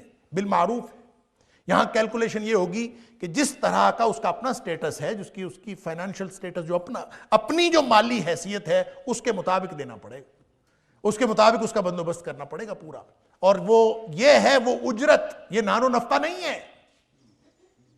نان و نفقہ کی ذمہ داری تو اس وقت تھی جب وہ خاتون اس کے نکاح میں تھی، اس وقت اجرت رضاعت نہیں تھی۔ اب یہ خاتون نکاح میں نہیں ہے، نان و نفقے کی ذمہ داری اس کی نہیں ہے۔ اب یہ جو نان و نفقہ کا بندوبست کرنا ہے، یہ بندوبست کرنا ہے اجرت رضاعت کے طور پر۔ اب یہ اس کو رضاعت کی اجرت کے طور پر دے گا، اور یہ اس وقت تک دے گا جب تک وہ بچے کی پرورش کرے گی۔ یعنی صرف رضاعت نہیں ہے، جب رضاعت ختم ہوگی وہ رضاعت کی اجرت بھی مانگ سکتی ہے۔ ایک تو نان و نفقے کو بندوبست کرنا ہے، وہ رضاعت کی اجرت مانگ سکتی ہے، وہ کہہ سکتی ہے کہ میں تم سے اتنے پیسے لوں گی، اور وہ جتنے پیسے کہے اس کو دینے پڑیں گے۔ بالمعروف، معروف طریقہ یہی ہے، اس کو بھی نہیں چاہیے کہ وہ اس کو تنگ کرے۔ آگے تفصیلات ہیں اس کی۔ لا تکلف نفس الا وسعها۔ اب اجرت مانگتے ہوئے یہ نہیں ہے کہ وہ عورت بھی منہ پھاڑ کے مانگ لے کہ جو اس بندے کے بس میں ہی نہ ہو، اس کو کہے کہ میں تو دودھ پلاؤں گی، اتنا لوں گی پھر پلاؤں گی، ایسا نہیں. لا تکلف نفس الا وسعها، جتنی حیثیت ہے اس کے مطابق وہ کر سکتی ہے، یا مطالبہ کر سکتی ہے نان و نفقے کا بھی اور اجرت کا بھی. لا تضار والدۃ بولدها ولا مولود له بولدہ، نہ وہ اس کو نقصان پہنچائے بچے کا بہانہ بنا کر، یعنی نہ ماں کو نقصان پہنچایا جائے اور نہ باپ کو نقصان پہنچایا جائے بچے کا بہانہ بنا کر. ماں کا نقصان یہ ہو سکتا ہے کہ کوئی شخص بچہ چھین کے لے جائے اس کے، یا اس کو کہے زبردستی دودھ پلاؤ، میں نے تمہیں پیسے بھی نہیں دینے، اجرت بھی نہیں دینی، دودھ پلاؤ. کسی بھی طرح کوئی تکلیف دی جا سکتی ہے، یا پھر اس کو کم دے، اس کو جتنا بنتا ہے وہ نہ دے، اس کے گزارے کے موافق نہ دے، کسی بھی طرح سے اس کو تنگ کرے. یا پھر تنگ کیا جا سکتا ہے وعلی المولود لہ، جس کی ذمہ داری ہے، یعنی باپ اس کو بھی تنگ کیا جا سکتا ہے یہ کہہ کے کہ میں تو اتنے پیسے لوں گی، اجرت زیادہ مانگ کے تنگ کیا جا سکتا ہے، یا سمپلی انکار کر کے اس کو پریشان کیا جا سکتا ہے کہ میں نے تمہارے بچے کو دودھ نہیں پلانا. یعنی عورت بھی تنگ کر سکتی ہے مرد کو، اور مرد تنگ کر سکتا ہے عورت کو. اسلام کہتا ہے، قرآن کہتا ہے، نہ وہ اس کو تنگ کرے نہ وہ اس کو تنگ کرے. اب بچے کی خیرخواہی کی فکر کرو، تم ایک دوسرے کو تنگ نہ کرو. وہ اسلام کا اصول ہے، لا ضرر ولا ضرار، نہ تنگ کرو نہ خود تنگی کا شکار ہو، نہ یعنی خود بھی تنگ نہ پڑو اور کسی کو بھی تنگ نہ کرو. وعلی الوارث مثل ذلک، ہاں اگر خامد فوت ہو گیا، بیوہ ہے بیچاری، اور اس کو بچہ بھی ہے، شیرخوار بچہ بھی ہے، اور خامد فوت ہو گیا ہے، تو پھر اس خامد کے جو ورثاء ہیں ان کی ذمہ داری ہے کہ وہ اس کے ساتھ وہی بندوبست کریں. الوارث جو ہے اس کی نسبت خامد کی طرف بھی ہو سکتی ہے، اس کی نسبت اس بچے کے ورثاء کی طرف بھی ہو سکتی ہے. اور بعض مفسرین نے اس کی تفصیل اس طرح سے بھی سمجھنے کی کوشش کی ہے کہ کس کی ذمہ داری ہے. وہ اندازہ کرنے کے لیے یہ دیکھیں کہ بچہ اپنے رشتوں میں کس کس کو وارث چھوڑتا ہے. یعنی بچہ اگر فوت ہو جائے بڑی عمر میں اور بچہ اگر ترکہ چھوڑے تو کون کون اس کا وارث ہوگا. تو جو اس کا وارث ہوگا بچے کے فوت ہونے کی صورت میں، وہ سارے لوگ وہ ہیں جو قرآن کہہ رہا ہے وعلی الوارث مثل ذلک. باپ کے فوت ہونے کے بعد جو قرآن ذمہ داری لگا رہا ہے وہ ان تمام ورثاء کی لگا رہا ہے جو بچے کے ترکے میں ورثاء ہوں گے. یہ خصوصی بات جو مفسرین نے سمجھنے کی کوشش کی ہے یہ بھی ہو سکتی ہے، لیکن عمومی طور پر اس سے مراد وہ سارے ہی لوگ ہو سکتے ہیں جن کو ہم لواحقین کہتے ہیں. لواحقین سارے اس میں شامل ہیں. اگر خامد فوت ہو گیا ہے تو اس کے ورثاء، اس کی جائیداد کو سنبھالنے والے جو کوئی بھی ہیں وہ اس کے ذمہ دار ہیں، اور جتنے بھی اس طرح کے لوگ ہوں وہ ایک سے زیادہ ہو سکتے ہیں، ان سب کی ذمہ داری ہے. اور وہ ذمہ داری کا تعین بھی ظاہر ہے وہ اس رشتے کی نوعیت کے مطابق ہوگا کہ جس طرح کا رشتہ ہوگا اس بچے کے ساتھ یا بچے کا والد جو فوت ہو گیا ہے اس کے ساتھ، اس کے مطابق ذمہ داری کا تعین ہوگا. جس کا جتنا رشتہ قریبی ہوگا اس کی اتنی بڑی ذمہ داری ہوگی کہ اس بیوہ کی شیرخوارگی کی حالت میں جب تک بچہ شیرخوار ہے اس میں خصوصی ان کا خیال رکھیں، اور ان کو سارے یہ رزقہن و کسوتہن بالمعروف کا بندوبست اس نے کرنا ہے. یہ ذمہ داری پھر وارث پر آ جاتی. فَإِنْ أَرَادَ فِصَالًا، پھر اگر وہ ارادہ کرے دودھ چھڑانے کا، عن تراض منہما، باہمی طور پر رضامندی کے ساتھ فیصلہ ہو گیا. اب رضامندی کیسے ہے؟ وہ دونوں نے ایک دوسرے کو، خامد نے اس کو طلاق دے دی، دونوں کا ایک دوسرے کے ساتھ کوئی تعلق نہیں ہے، اپنے اپنے گھر میں رہ رہے ہیں، لیکن مشاورت یہ ہوتی ہے کہ چلے ٹھیک ہے آپ نے اتنا دودھ پلا لیا ہے بس کافی ہے، اتنی اجرت بھی دے دی ہے، اور باہمی مشورے سے اگر وہ چھڑانا چاہیں وتشاور، اور باہمی مشاورت بھی ہو. ایسا نہیں ہے کہ کوئی ایک دوسرے کے اوپر زبردستی کر رہا ہو، کوئی زبردستی نہ ہو، مشاورت بھی ہو اور باہمی رضامندی بھی ہو. فلا جناح علیہما، پھر ان دونوں پر کوئی گناہ نہیں. وَإِنْ أَرَدْتُمْ أَن تَسْتَرْضِعُوا أَوْلَادَكُمْ، اور اگر تم یہ ارادہ کرو کہ تم اپنی بچوں کو دودھ پلواؤ گے، ان تسترضعوا، تو یہ جو لفظ، یہ جو 3 حروف ہیں الف سین اور تا، یہ میں پہلے کئی دفعہ بتا چکا ہوں کہ یہ جس بھی لفظ کے ساتھ آ جاتے ہیں یہ اس کے اندر طلب کا معنی پیدا کر دیتے ہیں. تو جیسے ہم استغفار کہتے ہیں تو اس کا مطلب ہے مغفرت طلب کرنا، تو اسی طرح یہ باب استفعال سے ہے. اسی طرح استرضعوا کہ اگر تم تسترضعوا اگر تم رضاعت کروانا چاہو، یعنی کسی سے دودھ پلوانا چاہو، اس کا مطلب یہ ہے کہ کسی اور ماں سے، وہ ماں دودھ نہیں پلانا چاہتی، کوئی اور کسی اور سے پلوانا چاہتے ہو، جیسے نبی اکرم صلی اللہ علیہ وسلم کو حلیمہ سعدیہ رضی اللہ تعالیٰ عنہ کے پاس بھیج دیا گیا تھا، اسی طرح وَإِنْ أَرَدْتُمْ أَن تَسْتَرْضِعُوا أَوْلَادَكُمْ اور اگر تم ارادہ کرو کہ تم اپنے بچوں کو دودھ پلواؤ گے، یہ ارادہ کر لیا، فَلَا جُنَاحَ عَلَيْكُمْ تو تمہارے اوپر کوئی گناہ نہیں، اِذَا سَلَّمْتُمْ مَا آتَيْتُمْ بِالْمَعْرُوفِ جب تم نے حوالے کر دیا ہو یا سپرد کر دیا ہو، ما آتیتم جو دینا تھا، بالمعروف معروف طریقے سے۔ اب اس سے اکثر مترجمین نے ترجمہ یہ کیا ہے کہ تم کسی اور عورت سے اجرت پر دودھ پلوانا چاہتے ہو تو اس کو جتنی اجرت طے ہوئی ہے وہ اگر اس کو حوالے کر دو تو اس پر کوئی گناہ نہیں کہ تم کسی اور سے پلوا لو۔ یہ ترجمہ بھی ٹھیک ہو سکتا ہے، لیکن میرے خیال میں اس کا ترجمہ اس طرح سے نہیں ہے، کیونکہ جب آپ کسی اور سے پلوائیں گے اس کو تو اجرت دیں گے ہی دیں گے۔ اس میں ایک اور بڑی خرابی کا اصل میں سد باب کیا گیا ہے، اور وہ خرابی یہ ہے کہ دیکھیں ایک طلاق یافتہ عورت ہے، مطلقہ عورت، اور شیرخوار بچہ ہے، وہ دودھ پلا رہی ہے، تو قرآن نے حکم دیا ہے کہ تم نے اس کو اس کے نان و نفقوں کا بندوبست کرنا ہے اس اصول اور دستور کے مطابق جیسی تمہاری حیثیت ہے، اور ظاہر تمہارے اخراجات زیادہ ہو رہے ہیں، اور تم اس دوران یہ طے کرتے ہو کہ میں بجائے اس کے کہ اتنا خرچہ تمہارے اوپر کروں تو مجھے تو تھوڑی اجرت پہ کوئی خاتون مل رہی ہے، میرے بچے کو دودھ وہ پلا دے گی، تو تم ارادہ کر لو کہ میں اس سے دودھ پلواؤں گا، تو اس سے دودھ پلوانے میں اس صورت میں گناہ نہیں، اذا سلمتم ما آتیتم بالمعروف جو اس سے طے کیا تھا وہ اس کو تم معروف طریقے سے ادا کر دو۔ اگر اس کو اس کو ادا کرنا ضروری ہے، یہ اس کا سلمتم ما آتیتم کا تعلق جو ہے یہ اس عورت کے ساتھ نہیں ہے جس سے دودھ پلوایا جا رہا، بلکہ اصل ماں کو چھوڑ کر جب تو کسی اور سے دودھ پلواؤ گے تو یہ نہیں ہے کہ تم اپنے پیسے بچانے کے لیے اس ماں کو چھوڑ کر کسی اور سے دودھ پلوانا شروع کر دو، اس کو پھر بھی پورا دینا پڑے گا جو تم نے طے کیا ہے۔ تم نے اس سے طے کیا کہ میں ماہانہ اتنا دیا کروں گا، اور ظاہر ہے کہ دودھ پلانے کی جو مدت ہے وہ اس کے دوران اس سے پہلے ہی تم باہم مشاورت بھی نہیں کرتے، رضامندی بھی کوئی نہیں ہے باہم دونوں کی، اور خواہ صرف اپنے پیسے بچانے کے لیے تم اگر اس سے منہ موڑ کر اپنا بچہ کسی اور کو دے دو کہ میں فلاں عورت سے دودھ پلوا لوں گا، یہ اس صورت میں جائز ہے اذا سلمتم ما آتیتم بالمعروف جب تم اس عورت کو جو اس سے طے ہوا تھا، جو اس کی ماں ہے اصل، اس ماں کے ساتھ جو طے ہوا تھا اس کو اگر تم دے دو، ما آتیتم جو دینا طے ہوا تھا، سلمتم اس کے حوالے کر دو، پھر یہ جائز ہے۔ تو میں نے عرض کیا کہ پہلا ترجمہ جو عام طور پر کیا جاتا ہے وہ بھی درست ہو سکتا ہے، وہ تو درست ہے ہی، اس کے لیے تو ایسی کوئی بات ہے ہی نہیں۔ جب آپ اجرت پہ دودھ پلائیں گے کسی غیر عورت سے تو اس کو تو اجرت دینی ہی دینی ہے، اس کو اجرت نہیں دیں گے تو وہ تو دودھ پلائے گی نہیں،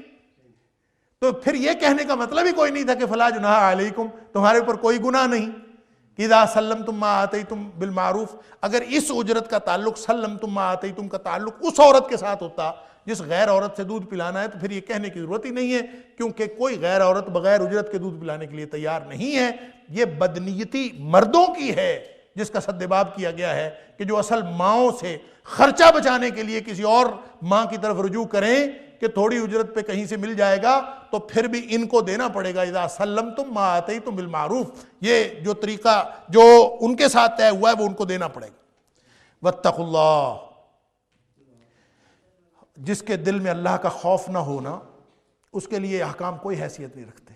اللہ اکبر، واتقوا اللہ، اور اللہ سے ڈرتے رہو، وَاعْلَمُوا أَنَّ اللَّهَ بِمَا تَعْمَلُونَ بَصِيرٌ، اور یاد رکھو، جان رکھو، بے شک اللہ تعالیٰ تمہارے تمام اعمال کو دیکھ رہا ہے۔ اللہ اکبر، اندازہ کیجئے کہ کتنے ہیلے بہانے ہو سکتے ہیں اس تعلق میں، بچے کو دودھ پلانے والا معاملہ، طلاق والا معاملہ، آگے نکاح والا معاملہ، کتنی چیزیں ہیں، اور یہ ایک چھوٹا سا اس میں عمل ہے، بچے کو دودھ پلانا، رضاعت والی بات، اور اللہ تعالیٰ فرماتا ہے کہ جان رکھو جو تم ہیلے بہانے کرتے ہو نا، ہمارے پاس بڑے ثبوت ہوتے ہیں، ہمارے پاس بڑی دلیلیں ہوتی ہیں، بڑی جسٹیفیکیشنز ہوتی ہیں.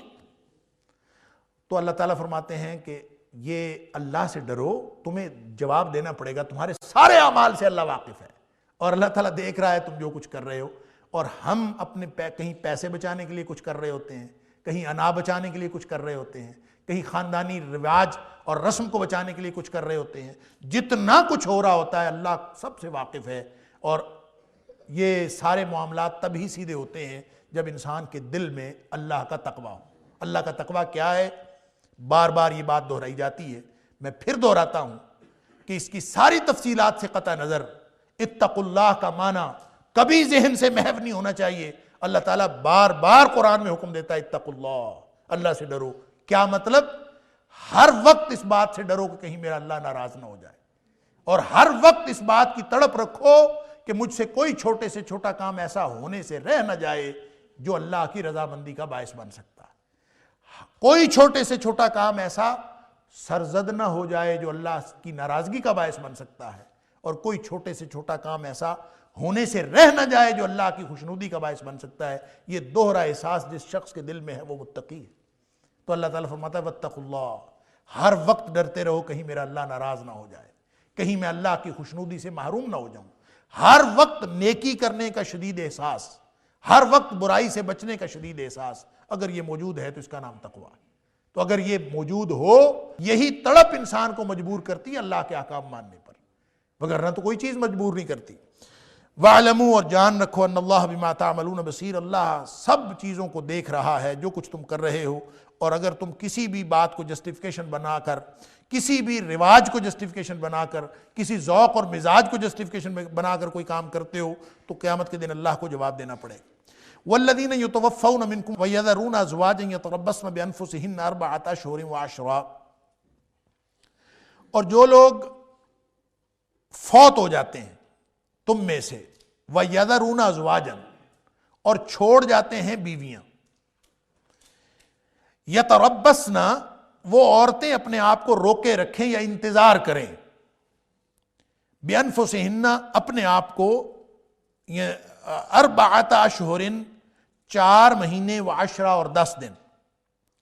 فَإِذَا بَلَغْنَ أَجَلَهُنَّ، اور جب یہ اپنی مدت کو پہنچ جائیں یعنی عدت پوری ہو جائے، فَلَا جُنَاحَ عَلَيْكُمْ، تمہارے اوپر کوئی گناہ نہیں، فی ما فعلن فی انفسہن بالمعروف، وہ خواتین اپنے بارے میں جو بھی فیصلہ کریں اس کے بارے میں تمہارے اوپر کوئی گناہ نہیں، لیکن وہ فیصلہ معروف کے مطابق ہونا چاہیے. یہ وہی بات ہے جو پہلے ہو چکی.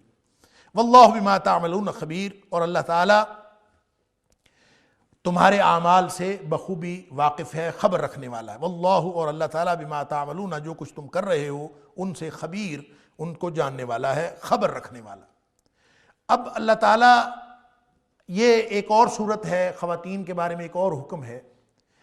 اس سے پہلے عدت بیان ہو چکی مطلقہ کی، کہ مطلقہ کی عدت ہے 3 ہے، ثلاثۃ قروء. اور جو سورہ طلاق میں فرمایا کہ جس عورت کو حیض نہ آتا ہو وہ 3 مہینے اپنے آپ کو روکے رکھے. اب 3 مہینے یا 3 حیض تو مطلقہ کی ہے عدت. اب یہ صورت ہے خاص کہ جب خامد فوت ہو گیا، تو خامد فوت ہو گیا تو اس کے بعد 4 مہینے 10 دن کی مدت مقرر کر لی. حضرت ام عطیہ رضی اللہ تعالیٰ عنہ فرماتی ہیں کہ نبی اکرم صلی اللہ علیہ وسلم نے 3 دن سے زیادہ سوگ منانے سے منع فرمایا کہ 3 دن سے زیادہ سوگ نہ منایا جائے، لیکن بیوہ عورت کو 4 مہینے 10 دن کی اجازت دی ہے کہ وہ سوگ منائے. اور یہ صرف اجازت نہیں ہے بلکہ یہ حکم ہے، 4 مہینے اور 10 دن وہ اپنے آپ کو روکے رکھے، انتظار میں رہے. اور یہ انتظار میں کیسے رہے اس کی تفصیلات احادیث کے اندر آتی ہیں کہ وہ خاتون جو ہے وہ اس عدت کے دوران، جیسا ایک طلاق یافتہ کی عدت ہے، مطلقہ کی عدت ہے، اسی طرح اس کی عدت ہے. عدت کے دوران وہ نکاح نہیں کر سکتی، نکاح کا پیغام نہیں دیا جا سکتا، خفیہ معاہدہ نہیں ہو سکتا.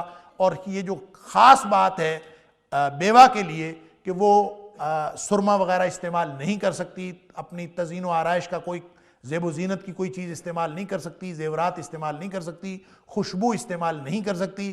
اور بعض روایات میں جس کو ہم لکھتے ہوئے اردو میں یہ لکھ دیتے ہیں رنگین کپڑے نہیں پہن سکتی، اکثر لوگوں نے یہ لکھا ہے کہ رنگین کپڑے نہیں پہن سکتی، لیکن وہ یہ بات فرق ملحوظ رہے کہ رنگین کپڑے، جس کپڑے کا رنگ یعنی کپڑے کے اندر رنگ شامل ہو، وہ پہننے سے منع نہیں کیا گیا۔ وہ کپڑا پہننے سے منع کیا گیا ہے۔ اس زمانے میں خوشبو جو لگائی جاتی تھی وہ خوشبو کپڑے کو رنگ دیتی تھی، تو ایسا کپڑا جس کے اوپر سے رنگ لگایا گیا ہو یا اس کو رنگ لگے جو کہ خوشی کی علامت ہے اور وہ یا پھر خوشبو کا اظہار ہے، تو خوشبو یا کسی بھی خوشی کی وجہ سے جو اوپر سے رنگا ہوا کپڑا ہے، ایسا رنگا کپڑا عورت کو نہیں پہننا چاہیے۔ ویسے کوئی اگر دھاگے کے اندر رنگ موجود ہے، جس دھاگے سے وہ کپڑا بنا ہے اور وہ دھاگا ہی رنگین ہے اور اس سے رنگین کپڑا بن گیا ہے، تو ایسا کپڑا پہننے سے منع نہیں کیا گیا۔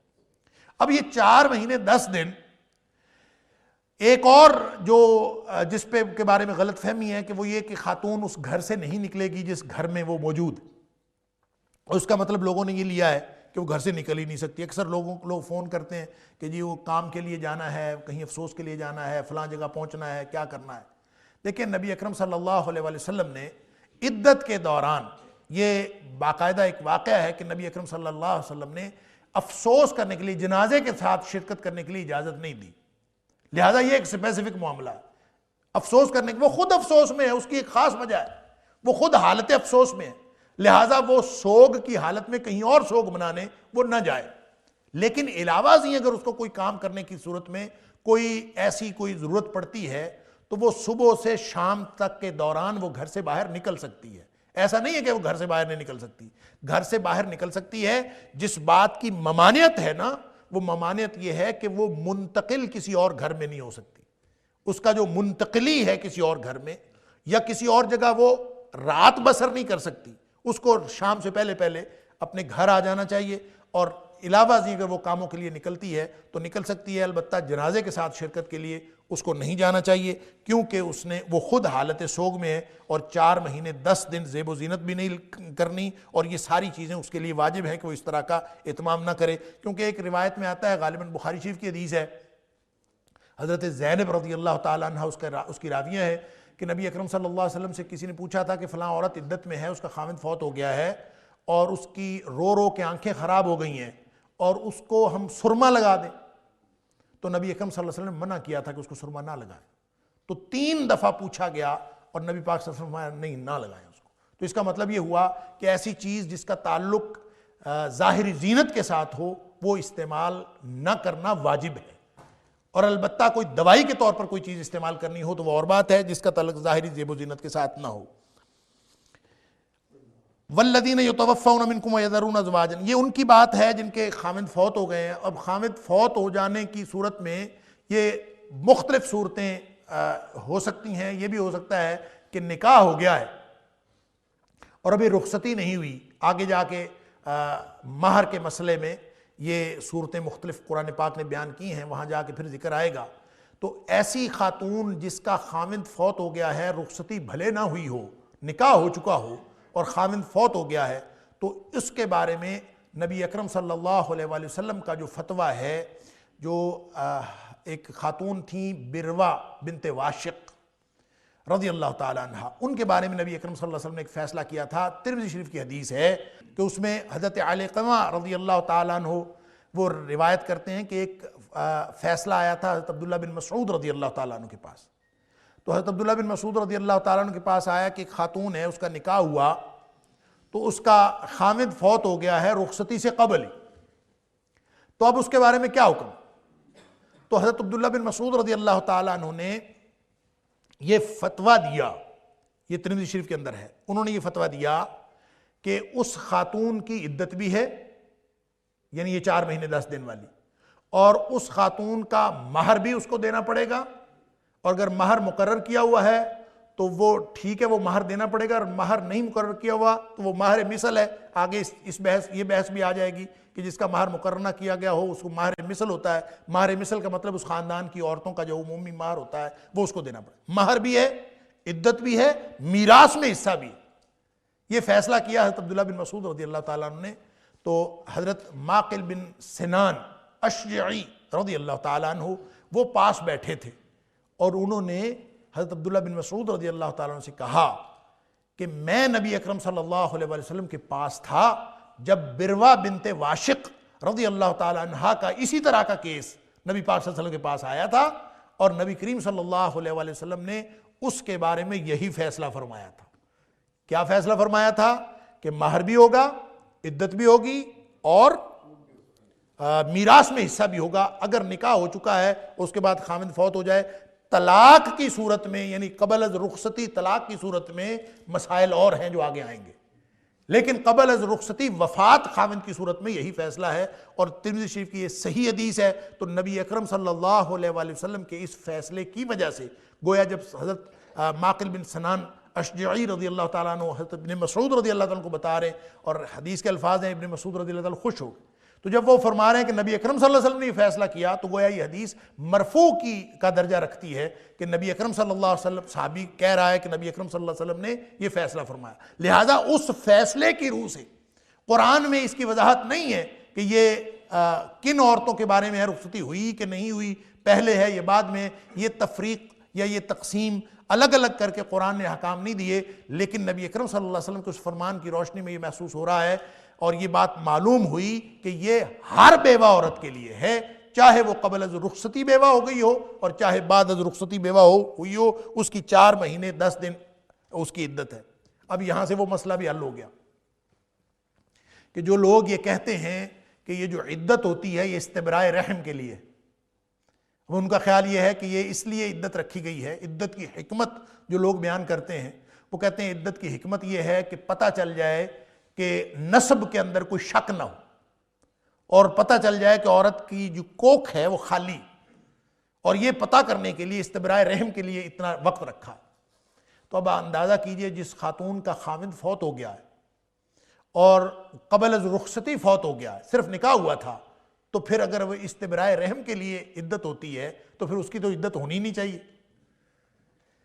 جب اس کی بھی عدت ہے تو اس کا مطلب یہ ہے کہ یہ واحد وجہ نہیں ہے، لہٰذا یہ سوچنا اب یہ استبراء رحم اگر وجہ ہو تو وہ تو ایک حیض سے یا 1 مہینے بعد ہی پتہ چل جاتا ہے۔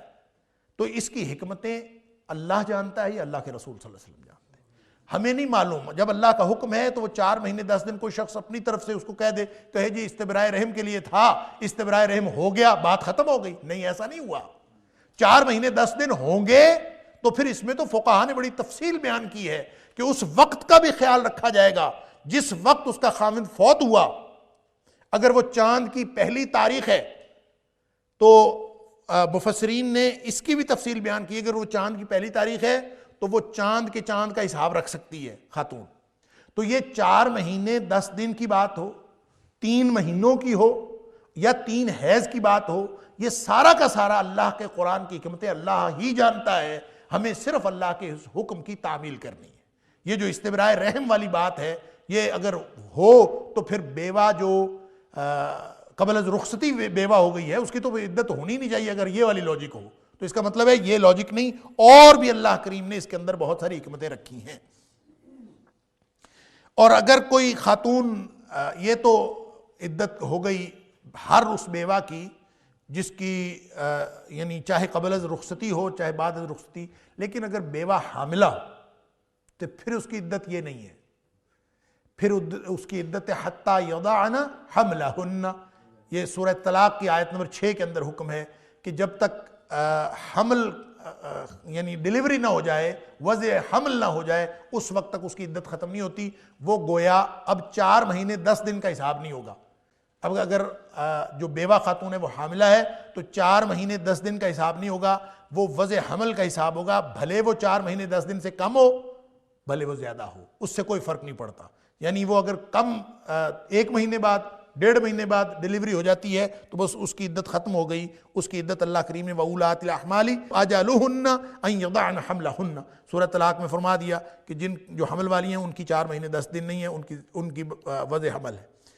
فَإِذَا بَلَغْنَ أَجَلَهُنَّ فَلَا جُنَاحَ عَلَيْكُمْ فِي مَا فَعَلْنَ فِي أَنفُسِهِنَّ بِالْمَعْرُوفِ، وہی بات جو مطلقات کے لیے آئی تھی آیت نمبر 232 میں، اب یہاں آیت نمبر 234 میں وہی بات بیوہ عورتوں کے لیے آ رہی کہ وہاں کہا تھا وَلَا تَعْضُلُوهُنَّ أَن يَنكِحْنَ أَزْوَاجَهُنَّ، کہ ان کو نہ روکو، اگر وہ اپنے خامدوں سے نکاح کرنا چاہتی ہیں تو ان کو نہ روکو۔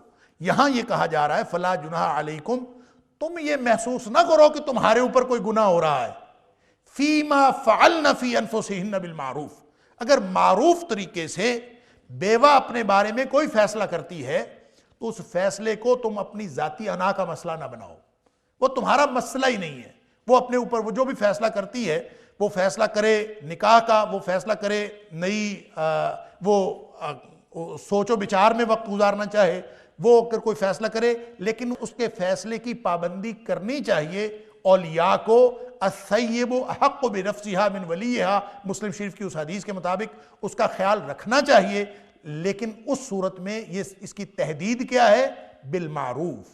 اگر وہ خاتون کوئی ایسا فیصلہ کرے جو معروف سے ہٹ کر ہو، جو خاندان کے وقار کو یا غیرت کو بٹا لگانے والا نہ ہو، کوئی ایسی کوئی حرکت نہ وہ کرے جو پورے تمام معاشرے کے اندر ایک ان کی بدنامی کا باعث ہو، اگر کوئی ایسی بات نہیں ہے تو اولیاء کو اس کو روکنے کا کوئی اختیار نہیں ہے، وہ جو بھی فیصلہ کریں اس فیصلے کی سب لوگوں کو پابندی کرنی چاہیے، اس کو اختیار کرنا چاہیے۔ اللہ تعالیٰ نے یہ اختیار دیا ہے بیوہ کو بھی اور مطلقہ کو بھی۔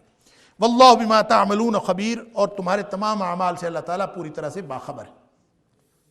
ولا جناح علیکم فیما عرضتم به من خطبۃ النساء او اکننتم فی انفسکم علم اللہ انکم ستذکرونہن ولکن لا تواعدوہن سرا الا ان تقولوا قولا معروفا ولا تعزموا عقدۃ النکاح حتى يبلغ الكتاب اجلہ واعلموا ان اللہ یعلم ما فی انفسکم فاحذروہ واعلموا ان اللہ غفور حلیم۔ اور تمہارے اوپر کوئی گناہ نہیں اس بات میں کہ جو تم ظاہر کر دو من خطبۃ النساء، عورتوں کو نکاح کے پیغام کے حوالے سے، او یا اکننتم، یا تم چھپا لو، فی انفسکم، اپنے سینوں میں یا اپنے دل میں چھپا لو۔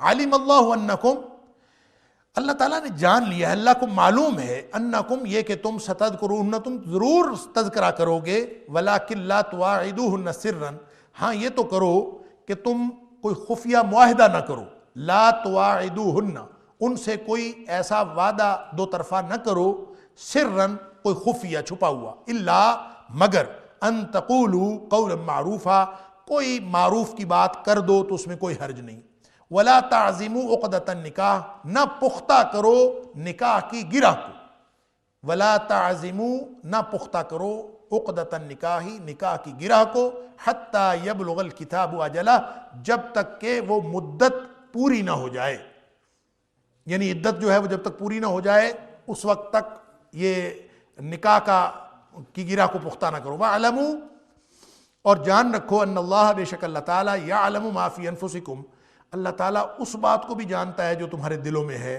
فاحذروہ، پس اس سے ڈرتے رہو، وَاعْلَمُوا، اور جان رکھو، ان اللہ غفور حلیم، بے شک اللہ تعالیٰ بہت بخشنے والا اور بہت بردبار۔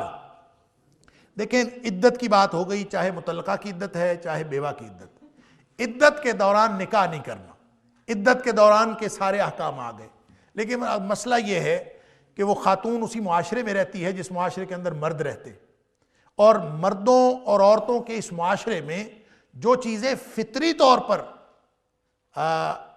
عملاً وقوع پذیر ہونا، جن کا امکان ہے، قرآن اس سے بھی چشم پوشی نہیں کرتا، قرآن اس کے لیے بھی ہدایت اور رہنمائی دیتا ہے، اور قرآن نے اس چھوٹی سی بات کو بھی چھوڑا نہیں ہے۔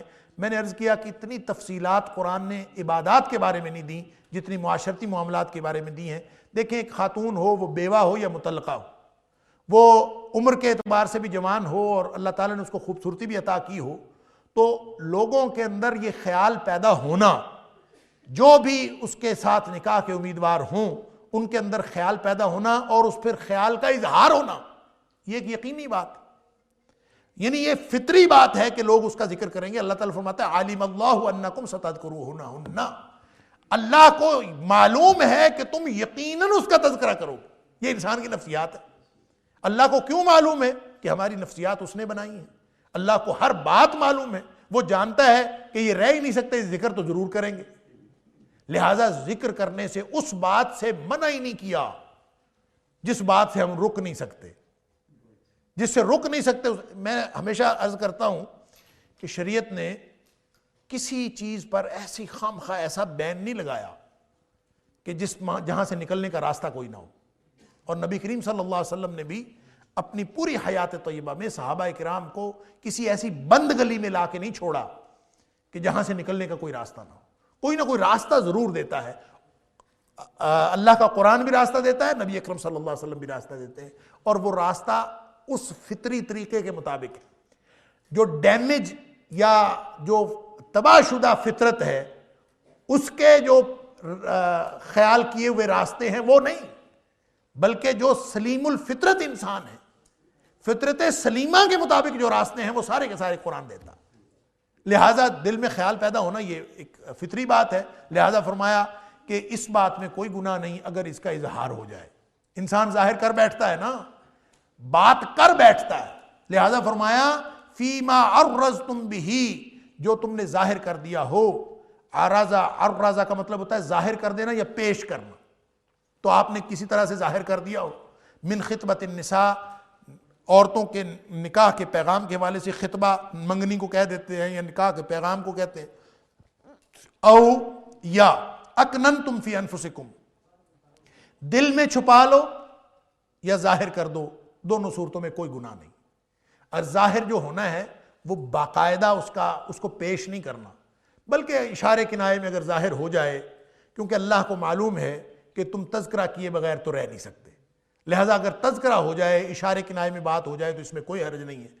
یہ نہیں کرنا کہ وَلَٰكِن لَا تُوَاعِدُوهُنَّ سِرًّا, کہ تم پہلے سے ہی عدت کے دوران ہی خفیہ منصوبہ بندی کر لو, اس کے ساتھ وعدہ وعید کر لو کہ ٹھیک ہے جناب نکاح ہم نے ہی کرنا ہے آپس میں, باقی سارے جو جتنے بھی امیدوار ہیں کسی کو قریب نہیں پھٹکنے دینا, ہم یہ کر لیں گے وہ کر لیں گے.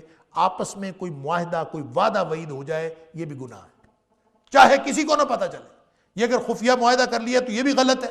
الا ان تقولوا قولا معروفا, یہ اسی کی وضاحت ہے جو اللہ تعالیٰ نے فرمایا فیما عرضتم بھی, جو اس کا اظہار ہو جاتا ہے معروف طریقے سے کہ آپ کسی کے پاس ذکر کر دیں یا ان کے متعلقین کے پاس ذکر کر دیں کہ میں یہ ارادہ رکھتا ہوں یا اس طرح کا میرا ارادہ ہے, تو وہ اشارے کنائے میں بات پہنچ جائے کہ فلاں شخص جو ہے وہ اس کے لیے ارادہ رکھتا ہے. اگر اشارے کنائے میں پہنچ جائے تو اس میں کوئی حرج نہیں ہے. لیکن اگر کوئی شخص خفیہ ڈیل کرنے کی کوشش کرے تو یہ بہت بڑا گناہ.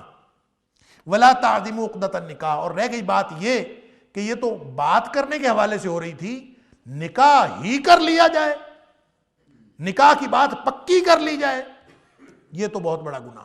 لہٰذا اس کے بارے میں سمجھ لیجئے کہ دوران عدت جو نکاح ہو جائے, قرآن نے جب کہا وَلَا تَعْزِمُوا عُقْدَةَ النِّکَاحِ حَتَّى يَبْلُغَ الْكِتَابَ أَجَلَهُ, جب تک عدت پوری نہ ہو نکاح نہیں ہوتا. لہٰذا کوئی نکاح اگر ہوگا تو وہ نکاح نہیں ہوگا.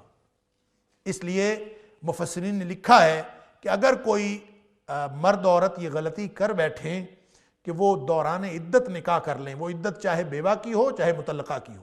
دیکھیں مطلقہ کی عدت کے حوالے سے بھی دو باتیں ذہن میں رہنی چاہیے. ایک اس مطلقہ کی عدت ہے جس کو طلاق رجعی ہوئی ہے, اس عدت کے دوران یہ پیغام نہیں بھیجا جا سکتا.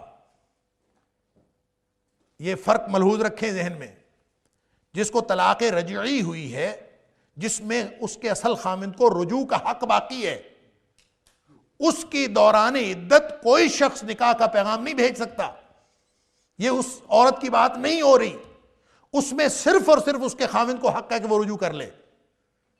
ہاں البتہ طلاق مغلظہ یعنی تیسری طلاق ہو جائے تو 3 طلاقوں کے بعد بھی عدت تو گزارنا ہے, لیکن اس عدت کے دوران اس خامند کو رجوع کا حق نہیں ہے.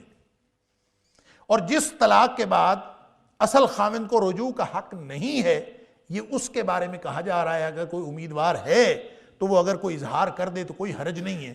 اور لیکن یہ اظہار اشارے کنائے میں ہو جائے, کوئی کہیں تذکرہ ہو جائے, کوئی حرج نہیں ہے. لیکن کوئی خفیہ بات پختہ کرنا شروع کر دے پھر یہ غلط ہے, چاہے یہ بیوہ کی صورت میں ہو یا طلاق یافتہ اس طلاق مغلظہ کے بعد تیسری طلاق کے بعد عورت کے بارے میں. جہاں تک وہ طلاق رجعی کے بارے میں ہے تو اس میں اظہار کرنا بہت بڑا گناہ ہے.